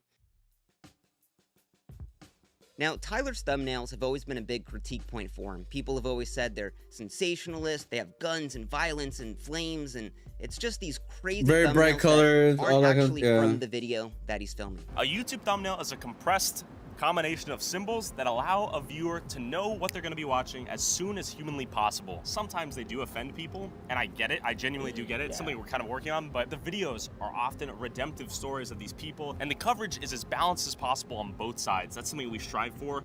And I just had this thought. I feel like Tyler's thumbnails are what he wants the city that he visits to be like. I mean, let's take example for his Sweden video. Now, when Tyler goes there, it seems pretty peaceful. You know, everyone's talking to him on the streets, everything seems pretty fine, but if you look at the thumbnail, you would get a completely different image. We have this guy with the Gucci bag, and he's all Gucci'd out. We have Swedish flags on the ground burning up. We have people with masks on robbing people in the middle of the street. But Tyler doesn't actually see that at all in the video. But the thumbnail is what he wishes the video would be. Let's go to his George Floyd video. Now, when Tyler goes there, he obviously sees like the George Floyd shrine, he's talking to people. He made the George Floyd. Okay, yeah, I remember that. I didn't watch that one for obvious reasons. It's like it's a way too sensitive topic, especially for like a streamer like me. If I was like a political or something like that, or watch that kind of content, and obviously I would watch it. But yeah, I'm not watching that. On the streets, but what Tyler that's wanted just that asking video for trouble. to be was he wanted to see a bunch of cops praying down the George Floyd, but clearly he didn't see that. I mean, even in his video about the cat eating Haitians. Now, Tyler doesn't ever run into someone holding cats and they're running around and there's flames in the background. He never sees that at all in the video. But Tyler in the thumbnail, he presents there's smoke and there's flames and there's cats running around. Black guys just holding cats, but he never sees it. And one thing I thought about in the thumbnails is like, most journalists I don't think would make a random image of stuff they have never even seen or never even proven to have been seen and present that in the thumbnail as almost as if it's truth. Now, Tyler's thumbnails come a lot from that whole Mr. Beastified yeah, bright color, and, you know, yeah. these type of thumbnails would be fine for like a prank video, like a Brent Riviera video. I had my sister date 100 guys, and then you have 100 ugly guys that are all lined up. My but God. in the video, we never really see that. It's almost like a big caricature of what the video is. Right. And for a video like that, where it's almost like a prank video, typical YouTuber, you're essentially faking the video, that isn't a big problem. But when you're trying to present videos as like actual investigative journalism, like this is what's happening, Tyler never actually sees this stuff going on. But he's always highlighting, he's always making the extreme end of it. And these thumbnails are just the idea of what Tyler wants these cities to be. And I think that really lines up with how he edits the videos, how he uses fake evidence and footage, all in the name to present this fake narrative. And yeah, I'm like crazy sick right now. I just thought that was interesting, so let's continue on. Now, to end this video off, I want to go over Tyler's worst video. Inside the Ohio town invaded by cat-eating Haitians. Now, when Tyler put this out, it got a ton of press. All over Twitter, all over YouTube, Instagram, TikTok. And this video got 47.6 million views across all platforms online. Now, while this video got a ton of good press from people online saying that this is proof they're eating the cats, it also got a ton of criticism online. And when Tyler responded to all of this criticism, right-wingers can't get enough of anti-AI disinformation. Yeah, I believe that was proven false, right? Tyler said that that video that he made, this video we're going to talk about right here, it wasn't about the Haitians eating the cats. No. It was about a demography shift. It's interesting that in Springfield, the whole they're eating the cats, they're eating the dogs is not a conversation point here, nor have I brought that up due to YouTube censorship. And also, I understand that at the end of the day, and even at the core of that video, that's not what it's about. It's about demography shift. Well, let's see how many times Tyler asked the questions, do Haitians eat the cats? Haitian immigrants flooded into town with rumors of them eating the neighbor's cats. Haitians are eating cats. Are these Haitians eating cats? Haitians are taking neighbor's cats and eating. The Haitians are eating the neighbor's cats. Rumors of neighbor's cats going missing, getting eaten. Haitians eating the neighbor's cats. Haitians taking cats. Are they eating cats? Haitians are kidnapping the neighbor's cats and eating them. Again, no cat eating. Cats are getting kidnapped? Is that true? Yes, my mom actually. My mom actually seen a post on Facebook. I believe it. Like, I've heard rumors about them taking the geese and killing them. I wouldn't be surprised if police have a lot of cats around here. ¿Es cierto que personas comen los gatos o no? Bonjour. You got a cat right beside you. Stop! Well, I've seen a video of a guy getting a Canadian goose, a Haitian dude. We've lost a whole bunch of cats. There was a van pulled over that had over 100 cats in it with the Haitians. They said they was eating them. Actually? Yeah. Not fake news. Not fake news. So, I understand that at the end of the day, and even at the core of that video, that's not what it's about. It's about demography shift. So the video that isn't about eating So he cats puts has the the agenda, posts information. information. Cats all in the background. Inside the Ohio town invaded by cat-eating Haitians. You literally ask everyone in the video, are the Haitians eating the cats? Yeah, I would say that's what the video's about, Tyler. Now, Tyler loves to try to slime his way away from any criticism he receives, but this video was about Haitians eating cats. And you might ask, well, is that a rumor based on anything true? Now, in the beginning of the video, Tyler shows his evidence of the Haitians eating the cats. Oh, like and we see this body cam footage from a police officer and this lady eating a cat. Rumors of them eating the neighbor's cats and local geese. What did you do? Why'd you kill the cat? Did you eat that cat? Did you eat it? Now, you would think that, oh wow, the lady's black. It seems like, okay, she must be Haitian. Oh, okay, so the Haitians are eating the cats. But this clip is of an American citizen that was literally on a psychotic breakdown that ate a cat. But Tyler is passing this off as the Haitians are eating the cats, and this is the evidence. But then Tyler shows another clip. Now, the rumor then turned into, are the Haitians also eating the gooses? So Tyler then shows this picture of a black man that we see walking with two geese. Well, I've seen a video of a guy getting a Canadian goose, a Haitian dude. And we're thinking, wow, okay, so because the man's black, okay, he's Haitian, and then he has two geese, okay, so it has to be Haitians eating the geese now, too. But this image was also debunked. This was an American citizen picking up roadkill on the side of the road. Oh my and spread false misinformation like this. Now, this whole video is based around Tyler just asking questions, are the Haitians eating the cats, with no evidence to back it up. Now, this is a common tactic used by conspiracy theorists. So, Tyler, let me ask you a question. I heard your mom was sucking some dong for $50 at the bar, and I had a good friend of mine tell me that they saw her in the car sucking some dong. Is that true, Tyler? Does your mom suck dong for $50? I can tell you an insane conspiracy theory based on no evidence, present it as a question, and it almost gives it some validity. Aliens built the pyramids? Do you think it's possible George Bush did 9/11? Wait for me right now. Oh! Who are you afraid of at night? Men. Which men? Men in general, or specific types of men who come from different places? Like men. If he was black, would you guys date? Bonjour. What? Yeah, I mean, it is what it is. You speak English, French? How disrespectful is that? You had a kid who was 5 years old and they said, Daddy, I'm a guy, but I think I'm a girl. What would you say? How does it feel to facilitate more deaths via secondhand obesity? You are trespassing. Leave my building now. Leave the building now. Okay. I mean, if you want to give me the answer, you tell me what answer I'm going to give you. No, I'm just asking the question. And Tyler knows that. But if you were to push me back on that, like, bro, my mom doesn't suck dong for $50. Oh, well, I'm just asking a question, man. Don't get mad at me. That's what Tyler's doing here. Because this whole thing of Tyler asking people if the Haitians eat the cats, let's think about another equivalent. This is like going up to Asian people point blank and saying, I heard on Twitter that Asian people are eating dogs. Is that true? Tyler doesn't have any social brain to maybe think, maybe that might not be an appropriate question to ask. Why did no one else make this video on YouTube? Maybe because it's all racist. fake. Now, Andrew Callahan, Channel 5, he runs another channel. I mean, he does push also channel, but I feel like he does it way better. That's why I actually stopped watching Oliveira. I was just like, oh, I can see what he's doing with his content. Like, it's not for me.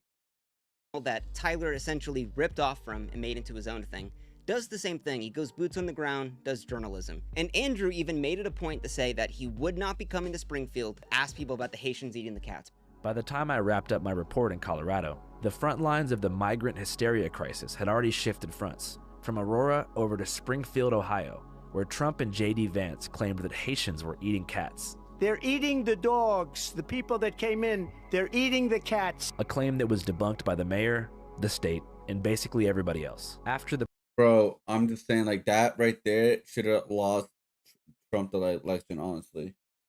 If he just, but he understand how people worked up with immigrations and all that, so make everybody look bad, etc. Yeah, bro, it's pretty funny. Like I'm telling you, the reason why Kamala lost is very easy. She was too much with like somewhat with identity politics, and also she didn't tackle the immigration stuff as much, because that's what every election happens. Is that's the number one things that people bring up. The presidential debates, my inbox was flooded by emails saying that Channel 5 should go there. But guess what? I'm not going. I'm not going to follow every shitty thing that Trump says about migrants across the country and feed the algorithm they've created by lying. But Tyler doesn't care because he knew he was going to get mad views on this. And he clearly did. 47.6 million views. Damn. Now, this video is a whole can of worms in terms of the whole just asking questions things. And what's really like annoying about all of this is that it could only take Tyler a minute to spread misinformation, but it takes an hour to debunk it. Now, I'm not going to go through this entire video and all of the little details about it, but essentially this whole just asking questions things, this is in nearly all of Tyler's videos, and the Springfield video is the creme de la creme of it. And like, it's one thing to let people speak about what they think when you ask them a question to make themselves look dumb, but when Tyler doesn't push back on anything they say, it's almost like he's kind of not co-signing, but almost like, okay, there is some evidence to this, but there's absolutely none. There was Haitians in a white van driving around the neighborhoods collecting cats. For what? Skinning them and eating them. So a van was collecting cats and eating them. I watched it happen, yeah. Watched them get pulled over with the cats and admit to the police that they was eating them. You're not joshing with me. No, I'm almost 50 years old, buddy. I don't know. See, a real journalist would push back on what these people say. When people talk about, oh my God, I saw the police, the cats in the van and everything. Tyler could have gone down to the police station and gotten the police report if this guy was for real. But Tyler didn't, because he just wants to take this guy's rumor and just spread it on as it's actually fact. And Like Tyler fact, knows yeah. that if he ever gets pushed on this, he could always go back to the whole, I'm just asking questions, bro. Yeah. But Tyler doesn't care about fixing the problems that he so often shows the world, because the dollar at the end of the day is Tyler's goal. And his incentive is to highlight and throw gasoline and incentivize as many of these problems as possible, because it gets Tyler as many clicks as possible. This video took about 4 months to make, and I only went through a few of his videos. Now, there are so many videos that are based in the same format online that I think a lot more debunking needs to be done. A lot more of this just misinformation, hoaxes, and just made up shit needs to be taken down, because it is so harmful to our platform. If we're really trying to have actual truth-seeking journalism, really try to show that, because everything I've showed you today is anything but that. And I would just ask you one last time, is all of this stuff in this video something a real journalist would do? Thank you for watching. Amaji would not do it. Rent free. Ooh, there it is. He literally put rent free. Him just inventing a seafood brothel on the spot is wild. The reason the gas station attendant said that the loudspeaker was because they saw him leave his car where there's a PS5 on the dash. Tyler is probably going to be blame his editors, try to avoid accountability. He replied, blame the editors, etc. I mean, this already got like almost 500,000, and he literally put rent free. Do you ever responded? Inside the Dominican Republic most dangerous hood. Wait a minute.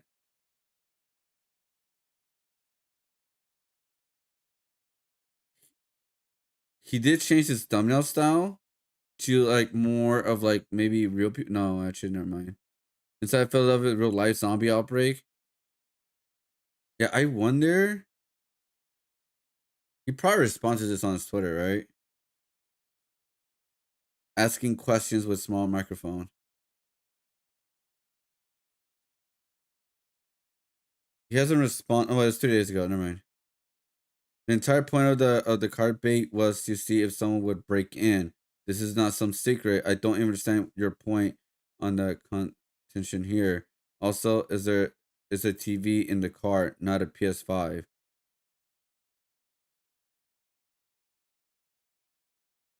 Are you also gonna blame your editors for why you baited someone with a PS5 break into your car? This is the equivalent of blaming a woman for getting what? After she wore, wait, what? You implying criminals just can't help themselves and help? But then what was the point of the bait?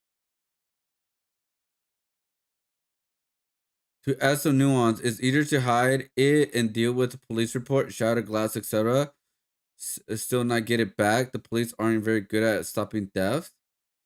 Dude, really? Just a horrible example? Criminals see the property, they break in, his implication is correct. So I don't like you at all. His video was like 80% solid, but this point of his video was weak. Mark Robert has done the same thing, putting consoles in cars multiple times. Um, oh, Mark Grover, sorry, in town over Oakland, you literally testing to see if the car breaks in. But did he say that in a video? That's what, like, I don't know if he showed that. I mean, he should have shown that video of like of him. Oh, hey, by the way, guys, we're gonna leave a PS5 or whatever it is, a TV and a PS5 controller, and we're gonna see if someone breaks in. If he said that in a video, then that like, oh, he's being honest about that. He's not lying about that. Let's see. My response to some valid criticism I'll receive that's finally isn't just someone calling me H word, which again, yeah, like the YouTuber Vince Vintage spent the last 4 months going through roughly 2 years worth of my videos, produced a 49-minute video attempting to paint me as an evil supervillain. While Vince spends most of his time in his videos trying to imply I am an art word, Vince did. Oh, racist. I could say that word. I'm sorry. In fact, find some B-roll shots on few videos, mostly videos about America's cities with tons of crime that don't match the given city we were discussing. For instance, a news clip from Oakland, Pittsburgh made it out a video Oakland and New York City headline about a shooting made in the final cut of the video about New Orleans, a news clip of a troubling teen in Miami that made it into a video in Memphis. Whoever this may be surprised, I have a small team that helps me edit these videos. I have an editor dedicated to placing B-roll on top of our videos to add visual aid or show examples of various things to discuss in videos. Well, it's not difficult at all to find a shot of carjacking, shooting, and robbery in Memphis, for example. Vince points out the few examples of just outright incorrect B-roll placement that just don't match the city in question. A handful of inaccurate B-rolls don't invalidate any of the conversations we have. This is to show or point of given video, but it's 100% on us that these are made into the finished product. Ultimately, everything we do is under a microscope examination, and we will most likely make mistakes. Like in the future, we will more vigilant, do our best to avoid them. By the time our content we produce, perfection isn't guaranteed. This is all work in progress. We will continue to learn from our mistakes. Thank you all for those who offer constructive feedback. We will do our best to meet our expectations. I appreciate all your support. Bro just walks around asking questions and he's racist down. I can't believe the guy cried over 50 minutes over B-roll footage. I think like the whole point of the video was like he's making up scenarios they're not really there. The B-roll is just the one part of the video.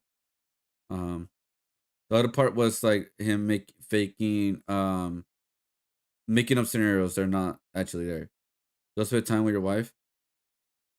Let's see. So that's when you respond to that.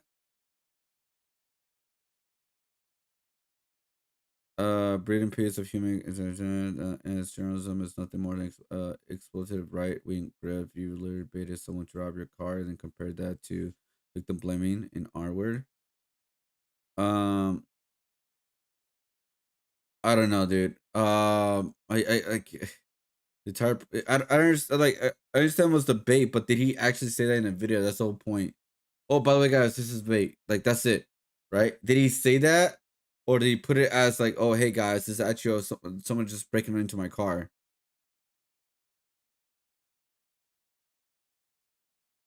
Why even set it up then? This is a problem. You come into spaces you know nothing about with, in conclusion, already established right wing media, you aren't a journalist. Wait, so you betted a car, nobody broke in, and this is didn't change your conclusion situation. That's what you're implying by baiting someone in the car to break in. That's what I'm saying. That's like, what? Even I'm like, I don't get it. It's a dollar store YouTuber because again, he has a smaller subscription, so people are gonna minimize his claims. He doesn't have intelligence or expertise to come up with anything meaningful in terms of viewers. So now you have a buddy or a pro. Now you have a buddy, you are a pro and enjoy your content a lot. Dollar store boy can't hold it. Wow, okay. Vince videos was wild, man. I hope you make a response video. He probably will. But I don't know. Yeah, I don't know. That's just very weird. We'll see. We'll see what's gonna happen if there's any response at all. We'll see. All right, guys. This is gonna be the let's see. He makes so much money off doing these videos, by the way. So much money. Millions of views. Millions. Yeah, he's getting paid, bro. Paid. Like, he's getting paid.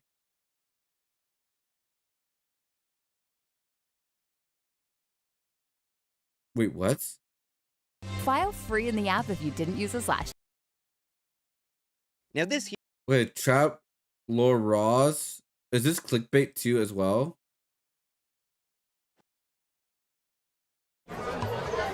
The many murders of Lil Durk.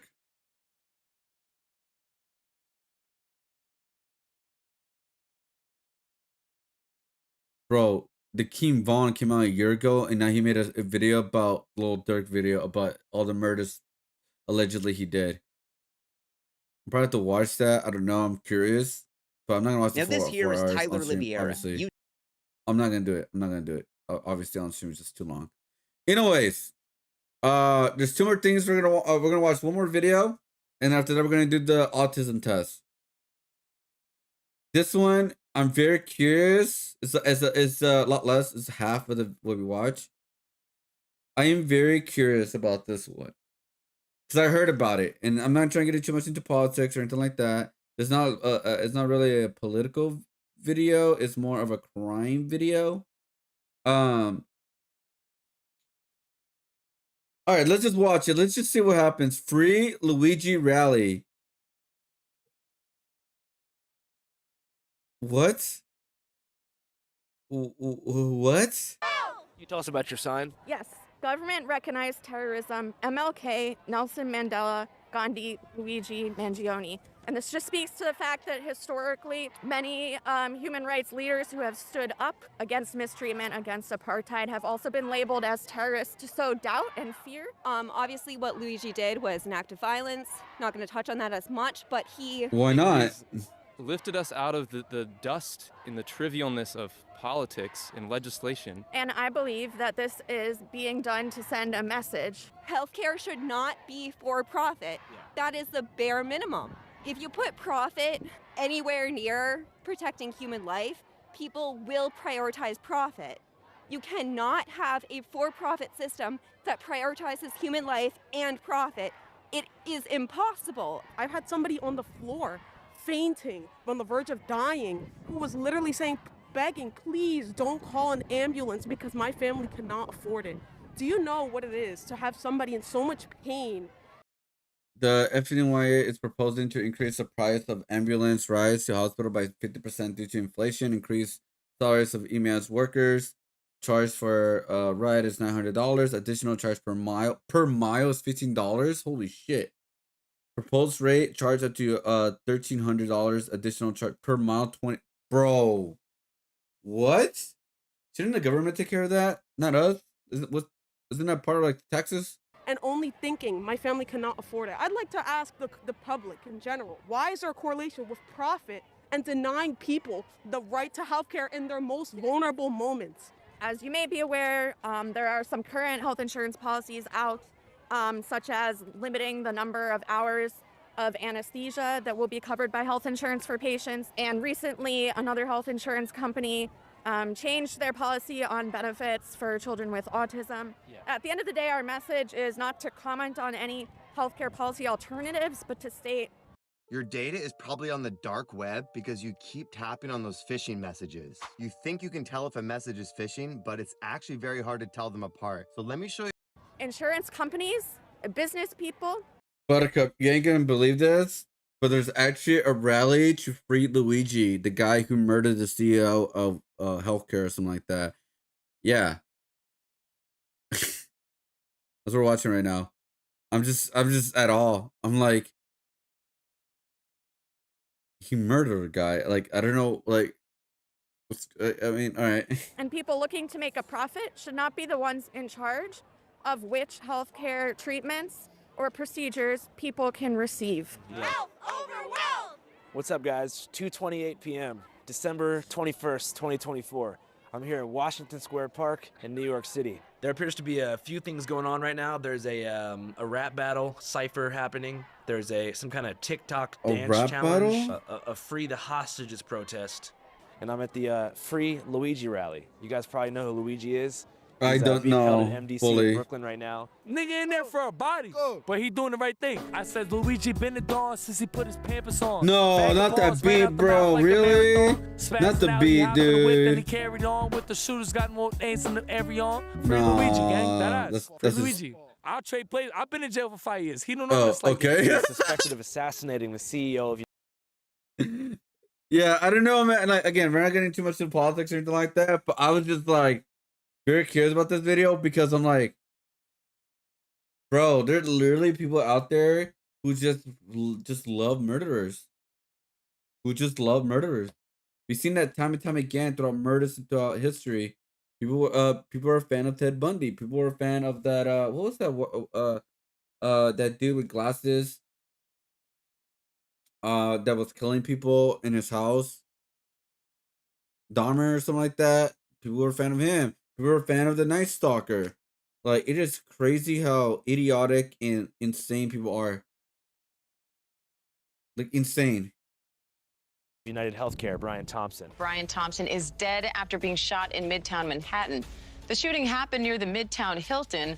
Thompson was not staying in the hotel, but we've learned he was in New York for an investors conference. According to a manifesto that was leaked by investigative journalist Ken Klippenstein, who we interview later in this video, Luigi has a major problem with the health insurance industry, and possibly health insurance claim denials, which essentially means insurance companies refusing to cover the cost of medical treatment for insured patients, aka paying customers. For you pampered Europeans out there who don't know what freedom tastes like, let me explain something to you. In the United States, on top of sales and personal income tax, we also pay, on average, $550 a month to private companies for something called health insurance, who in return give us a cool card that we take to the doctor when something goes wrong, at the hospital or at the front desk of an urgent care clinic. The doctor or receptionist, before telling you what's wrong or what the options are for treatment, will first ask you if you have the card or not. If you don't have the card, just getting into the door and being seen by a doctor is between 2 to 10 times more expensive. I forgot to buy a car part for my dad. Shit. Hold on, let me stop this recording real quick.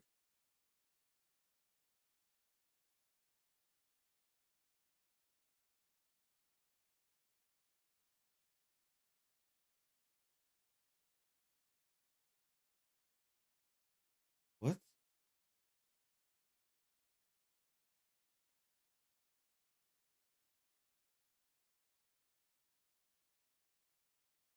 Hold up, guys.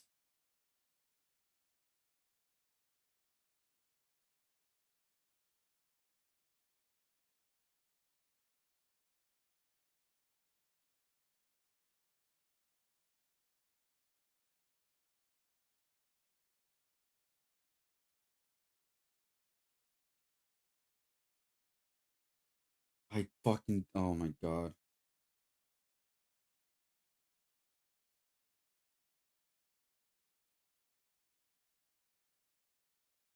I forgot to order the car part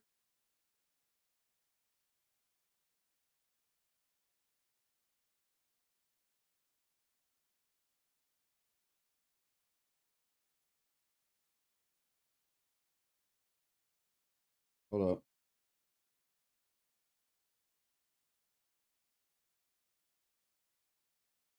Why not?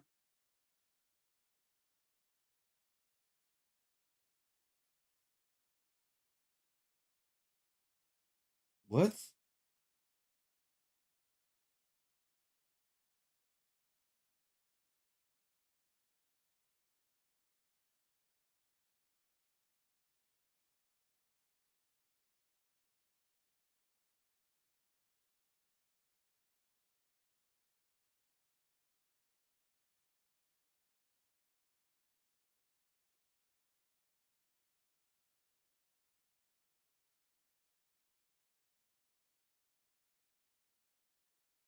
Okay, let's check what's going on with that. All right, back to the video. Sorry, guys.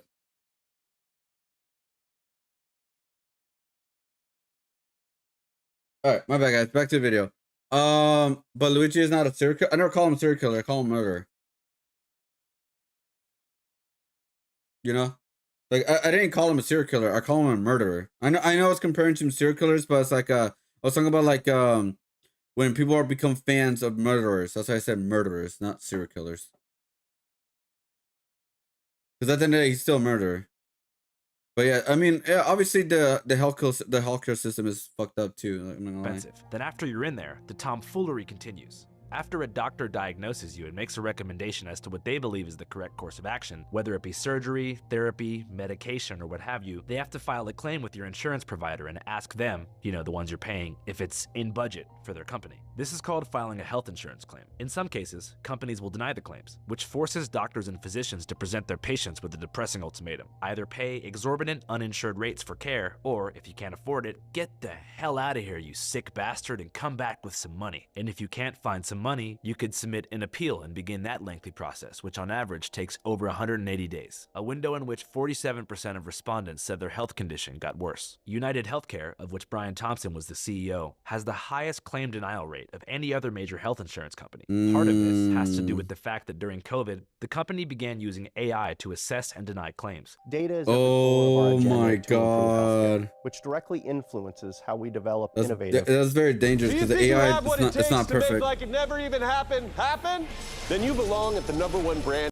Consumer Solutions. According to a class action lawsuit filed in Minnesota by the estates of 2 deceased patients. The AI tool they deployed, called NaviHealth, now defunct, had a known 90% error rate, but the company refused to fix the problem, leading to a series of protests and more litigation from across the country, way before Luigi entered the picture. Complicating the crime, Thompson was under investigation for insider trading.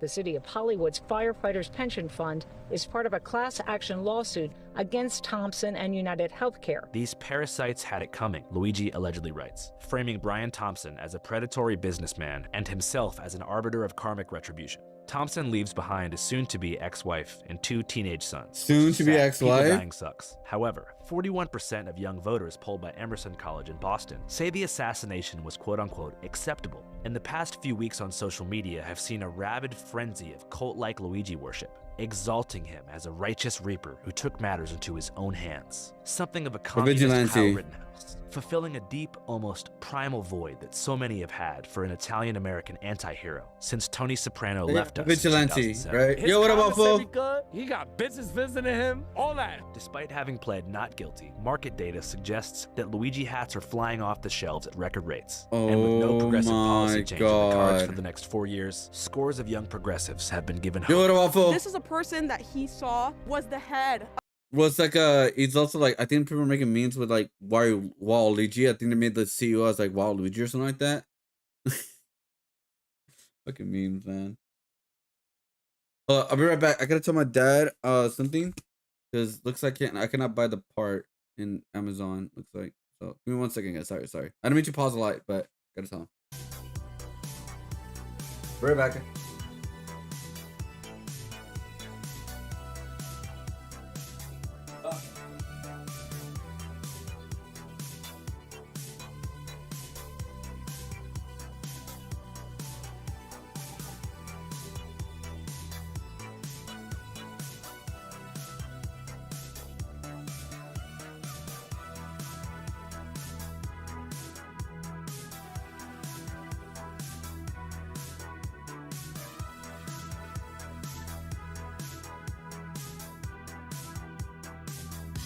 All right, I'm back, guys.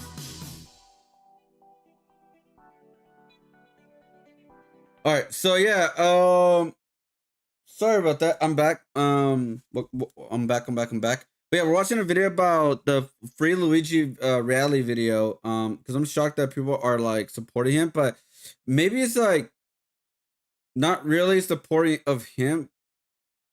For the most part, what it means is like their support of like killing corruption in the healthcare system. That's what I see it as, right?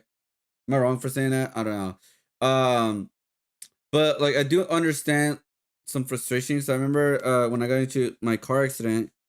I mean, I got lucky. I didn't pay that much because I don't know why. Because it's an emergency. I think emergency compared to like checkups and all is different. But yeah, there are limitations, obviously. So yeah, I don't know, man.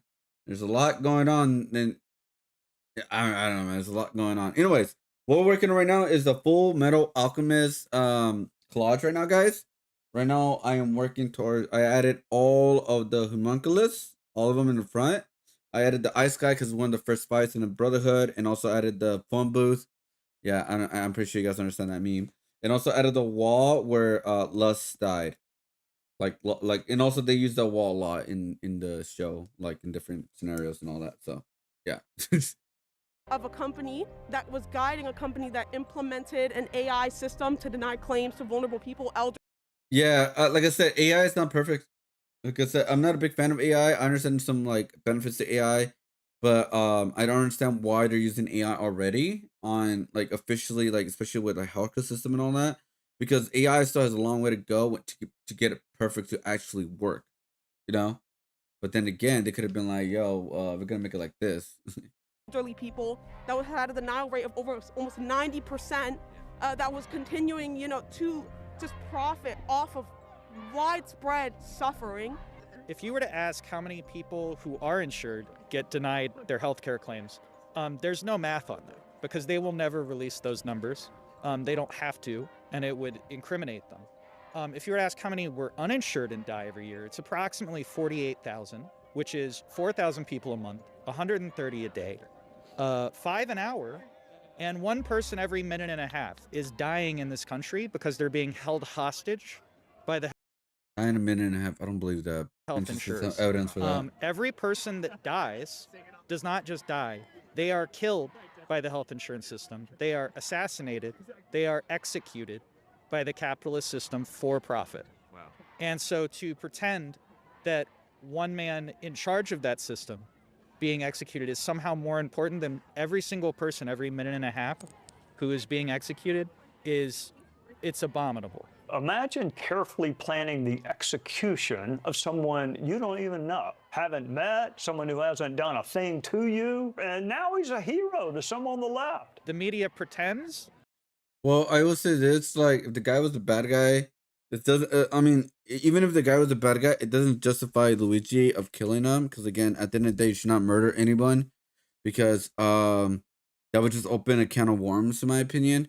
Because like, it could be like, oh, this guy did so much bad stuff to me, I gotta end up killing him, and it's gonna go like a domino effect, I feel. And it's like you should not be. No one in the world should be allowed to kill anyone. Like it's no. So yeah, it's That just like, because no. you shoot somebody, it's somehow more unacceptable than to sign a paper denying somebody coverage and signing their death warrant. But it's murder just the same. As sad as death is, I mean, this country has been built on blood and death. And the president and the vice president are posing and smiling with a known murderer, Daniel Penny, who we know murdered a man. Whether the legality lets him go to prison or go free. I am not even gonna. You know what? I'm not gonna watch this video. I feel like I'm gonna open a can of worms, and I feel like I'm just gonna open a can of worms. It's just gonna go like way too crazy with this, right? So, oh, by the way, if you guys want to watch it, it's literally just uploaded like 5 hours ago. So if you guys want to watch it, you guys are more welcome to. Obviously, I feel like this is just way too much like different from my content that I usually watch and all that. I was just curious about it, and yeah, it's just gonna go. Nah, I'm good. I'm good. I don't. I literally like a long time ago, or like even before my accident, I was like, bro, I am not going to jump into that world anymore when I do like reaction content or something like that, because I'm like, bro, I'm good. I'm good. I'm good. I'm good. But anyways, what we're gonna do now is I'm gonna take an autism test.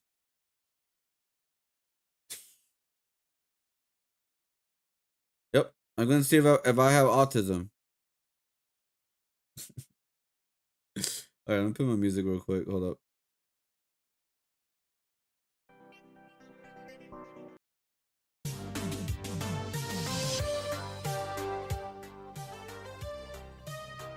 All right, here we go. I'll make this a little bit bigger for right now, right?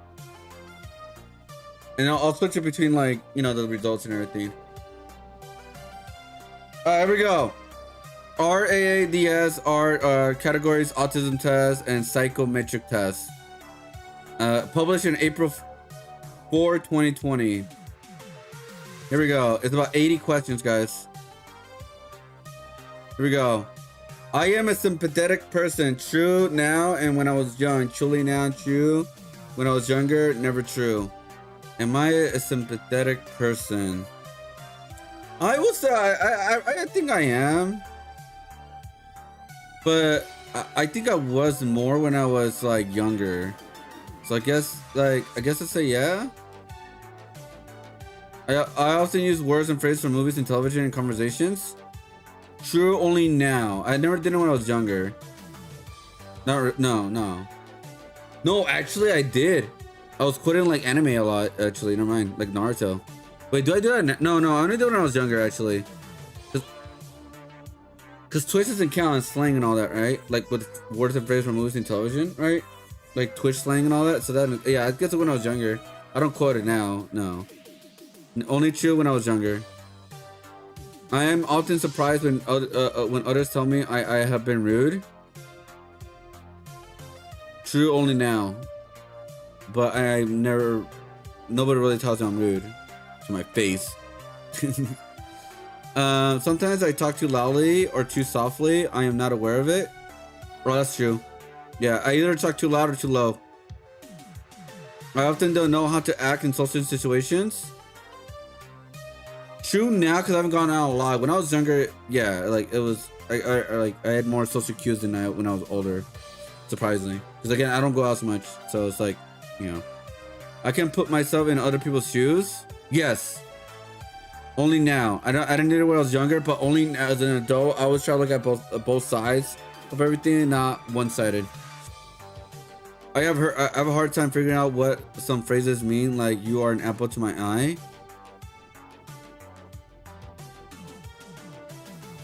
Yeah, actually that's true. I always ask what certain things mean when people write on chat sometimes and all that. So I only like to talk to people who share my special interests.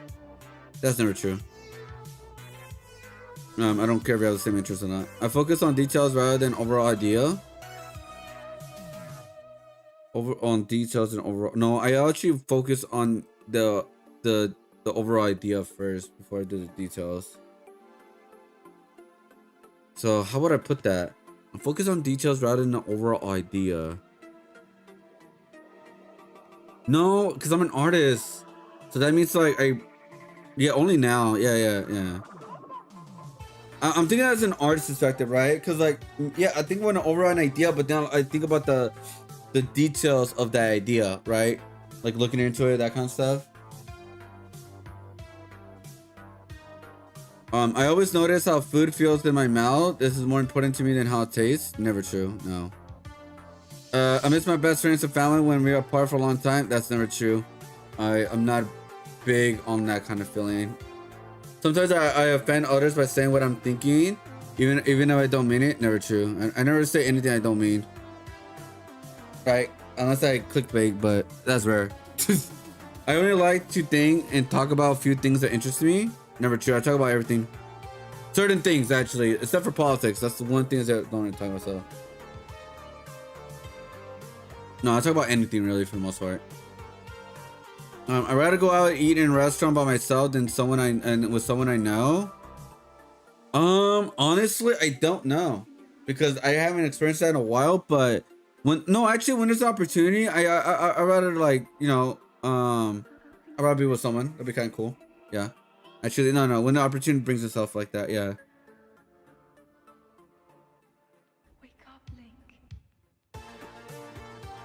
I cannot imagine what it will be like to be like someone else.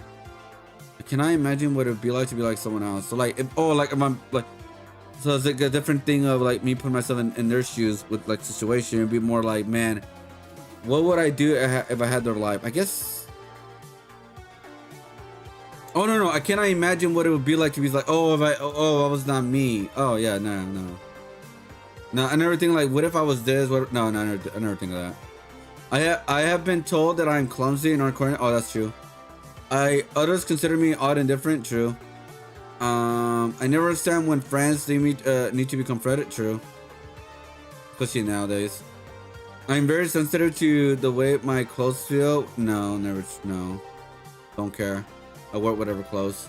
I like to copy the way certain people speak and act. It helps me appear more normal. Never true. It can never be. It can be very intimidating for me to talk more than one person at the same time. Never true. I'll talk whoever. Maybe people, who cares? I have to act normal to please other people to make them feel like to make them like me. Never true. Don't care. Meeting new people is usually easy to me. That's true. I talk with anybody. Anywhere I'm at, I always talk to somebody new. Sometimes I can be awkward, but I can talk with anybody. I get highly confused when somebody interrupts me when I'm talking about something I'm very interested in. Never. I interrupt people a lot. It is difficult for me to understand how other people are feeling when we are talking. True. Yeah. I like having a conversation with several people, for instance, around dinner table at work or at school. No. Restaurants different, but this, no. I take things too literally, so often miss what people are trying to say. Sometimes, but not really. So there's no sometimes, but I guess I'll do it now. It is very difficult for me to understand when someone is embarrassed or jealous. No, I do understand. Yeah, when somebody's embarrassed or jealous, yeah. Like, am I right?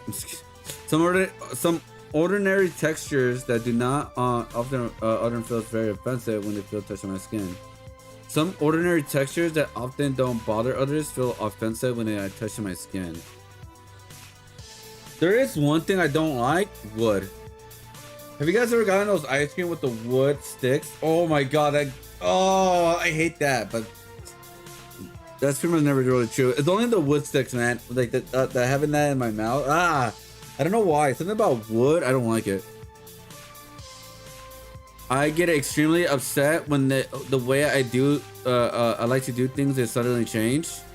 I don't get extremely upset. I just get annoyed, but not upset. No. So I never get like angry. You know. I adjust. I have never wanted or needed to have what other people call me intimate relationship. Only now, I guess, because I really never thought about it for a while. So it's like, don't really care. It is difficult for me to start and stop a conversation. I need to keep going until I finish. That's very true. I speak with a normal rhythm. I don't think so. I don't. Okay, hold up. Never true. Do I speak with a normal rhythm? I don't think so. The same sound and color or texture can suddenly change my very sensitive of dull. No. The phrase I got you under my skin makes me uncomfortable. Never true. Sometimes the sound of a word or a high-pitched noise is painful to my ears. Never true.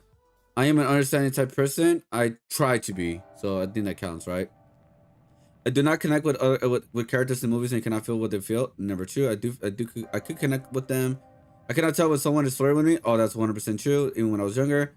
I can see in my mind in exact details that I'm interested in. Oh, that's yeah.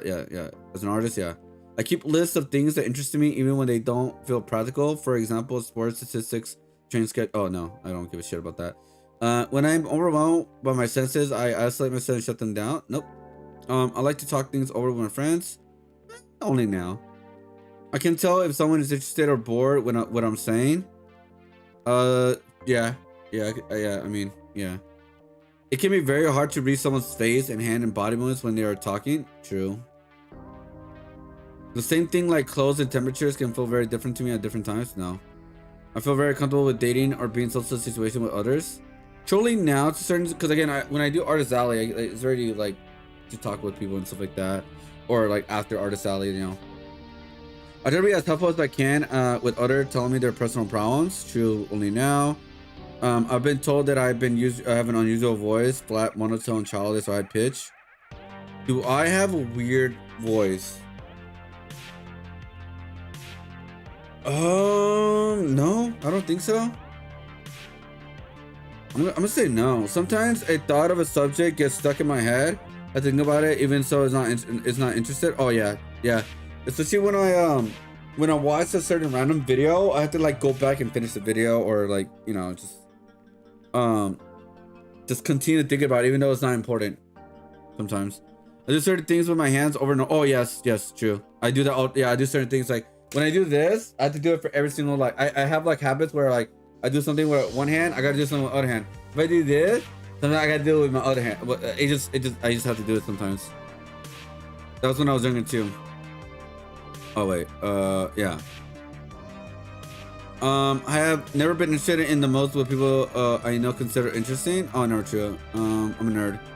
I am considered a compassionate type person. Am I considered a compassionate person? I'll say yeah, but I could be wrong. That's like I don't know. Like I think I am, but it's like could get wrong. So I get along with other people by following a set specific rules that help me look normal. Never true.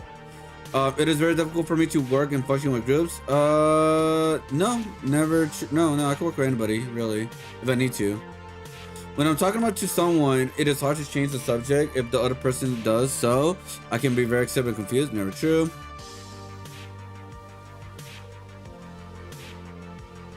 Sometimes I have to cover my ears to block out painful noises. No. I can chat, make small talk with people. 100% true. I could talk with almost anybody, like randomly. Sometimes things that should be painful. Sometimes things that should feel painful are not. For instance, I hurt myself or burned my hand on the stove. What? I have never done that. We talked to someone I had a hard time telling them when it's my turn to talk to or listen to. No. Only now, actually. Only now. I'm considered a loner by those who know me best. True. I usually speak in normal tone. Yeah, I think so. I like things to be the same day. I like things to be exactly the same day after day, and even small changes in my routine assessment. Never true. How to make friends and socialize is a mystery to me. Cause I could make friends easy, but it's like I don't have a lot of friends right now because I don't go out. So, but I could. It's never a mystery to me. It causes me to spin around on a rocket chair when I'm feeling stressed. Never true. Here, where his heart, he wears on his heart and his sleeve does not make sense to me. He wears on his on his sleeve. Yeah, that never made sense to me. What does that mean? Maybe we're not now, but what does that actually mean? Like open? I don't know. If I'm in a place where there are many smells, textures, or field noises, or bright lights, I feel anxious or frightened. Nope. I can tell when someone says one thing that means something else. No. Actually, no. That had to be literal with me. I like to be with myself as much as I can. True only now, especially. I keep my thoughts stacked in my memory, like filing card to pick one out of the ones I need to be looking through. The stack finding another unique way. No. The same sound sometimes seems very loud or very soft, even though I know it's not changed. Never true. I enjoy spending time eating, talking with family members and friends. Nope, I do not do that. I don't do that at all. I can't tolerate things I dislike, smell, texture, sounds, and colors. I could tolerate them. I could tolerate a lot of things. I don't like to be hugged or be held. That's true. When I go somewhere, I have to follow a familiar route, or I can get very confused and upset. I mean, I use GPS all the time, so I guess I don't get confused or upset though. It is difficult to figure out what people are expecting me. Oh, 100%. I like to have close friends. I mean, I would love to have close friends, but I don't have them right now. People tell me that I give too much detail. That's 100% true. I often told that I ask embarrassing questions. Sometimes I do, but not really. I'll say now. I tend to point out other people's mistakes. No, I keep a lot of stuff to myself. All right, let's see my score.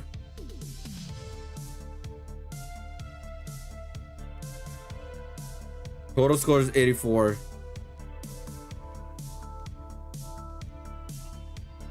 I'm literally close to here. Wait, hold up. Wait, hold up. Wait a minute. Wait, hold up. So I guess I consider between these two? Do I round up? Stronger indication of autism, although non-autistics may score as high.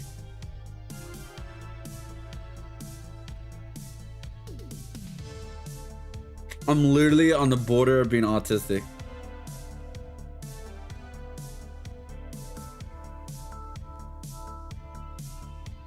Well, the answer is a lot of questions. I'm literally on the border of being autistic. All scores of 65 or higher are indicative of oh, here we go. Oh, there we go. That's what my score means. All scores of 65 or higher are indicative of autistic traits. The higher the score, the more autistic traits you have. In the table below are general interpretations. Oh, okay. Yeah. So yeah, I'm borderline autistic. Let's see. Statements per substance. Below you can see statements of RADS or belong to which subscales. Double click or tap on the subscale to see all statements for subscale grouped together. Social relateness X1. Language. Wait, what?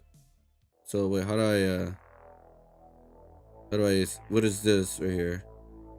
Oh, I get it. Sensory motor. Okay, I see. A simple screening test that uses basis of pursuing a normal formal autism evaluation. So I'm borderline autistic, and this is just like a simple one of autism.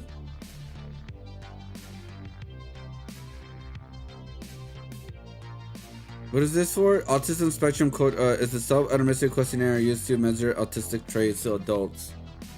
And an IQ at least low average 80 is required to take the test. Oh, okay. Never mind.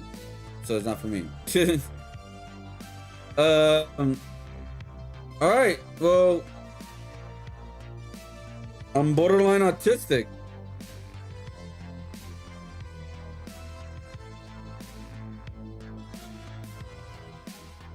Wow.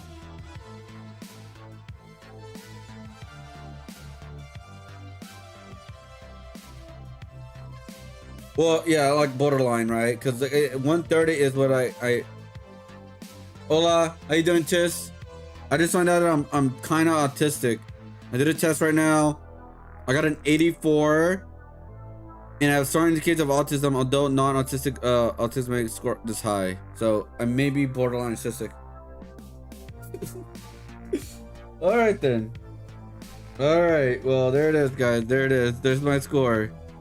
Language subtotal 6, social relateness 651, sensory motor 15, circumscribe interest subtotal 12. Oh, puedo hablar español. Hice un test que yo maybe soy autistic. No sé cómo es el palabra por el español. Pues agarré 84.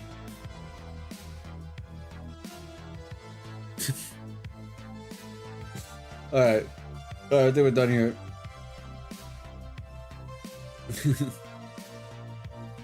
Oh my god. What the? Oh shit, I gotta go to work. Oh god, I gotta go, Scott. Oh god. Oh god. Oh god, hold up. Oh god, hold up. Okay, hold up. Yo dibujo, oye, ¿tú tienes uno dibujo de Fumero Alchemist? Ahorita te tengo preparar preparar por un show para la Anime Expo. So ahorita estoy haciendo de capturas de anime. Ahorita, este es de Full Metal Alchemist. Hice otro de Goku. All las peleas que hizo en el show de Dragon Ball Z. Todos los personas que él peleó. So, yeah, hice una de Dragon Ball Z de Goku. Este es de todo de Full Metal Alchemist. Todos los caricaturas y todo eso. Estoy preparando para un show. Hago caricaturas de todo. De mío, regulares. Yo hago como muchas cosas. Puedes mirar en mi YouTube. Tengo videos de todo mi original dibujos y also fan art. Hago caricaturas como, como estos. Oh, shit. Oh, okay. Yeah. Está bueno. Como estos de aquí.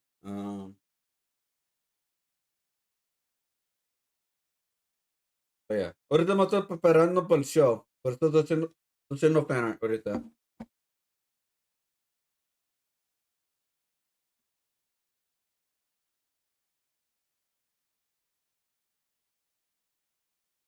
Oh, gracias.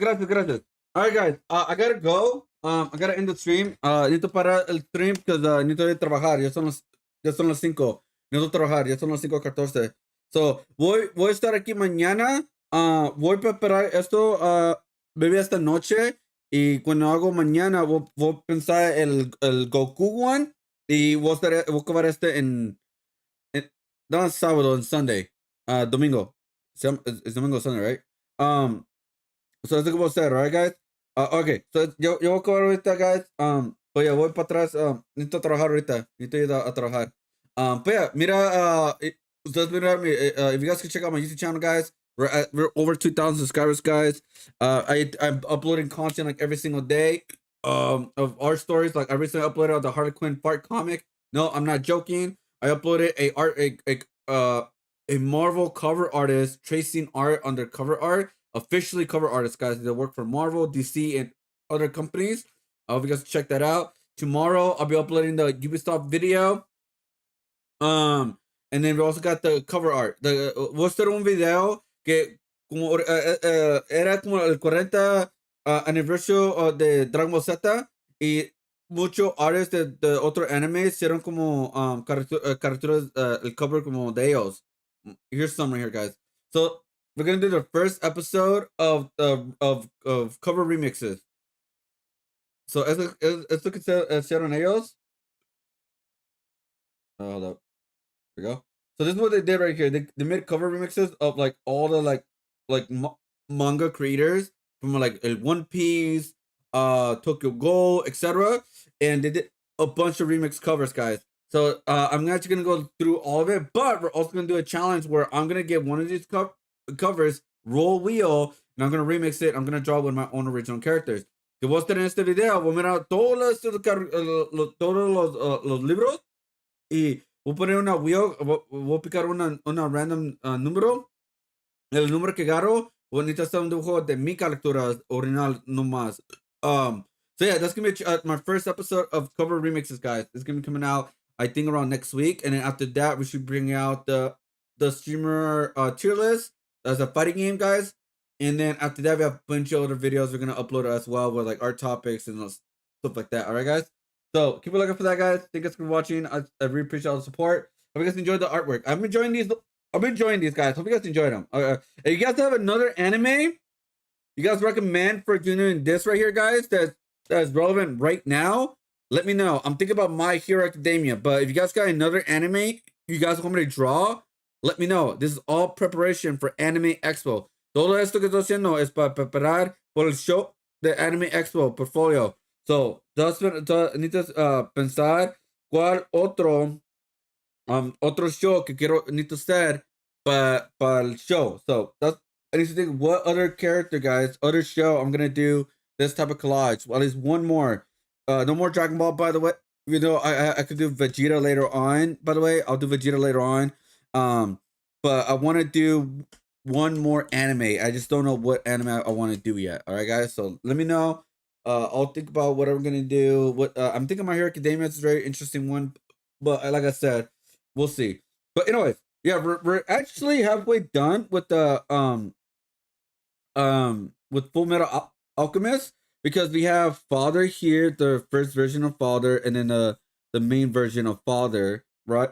Right, and then we have who else do we have? We have like the Chimeras, like they did fight the Chimeras, even though they became allies eventually.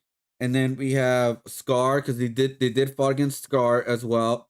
And then maybe we'll see. We'll see what the characters are gonna add, guys. But there's plenty of other characters we could add. We're just playing. Oh yeah, like the bomb guy, who's like destruction guy kind of thing. And so yeah, there's plenty of there's plenty of things we could do. Anyway, that's it for me tonight, guys. I'll see you guys on the next stream. I'll be back on later on today. Hope you guys enjoyed this artwork, guys. It's been a lot of fun creating this. And figuring out how I'm gonna do it. And yeah, it's been really fun, guys. It's been really fun. All right. So hope you guys been enjoying these.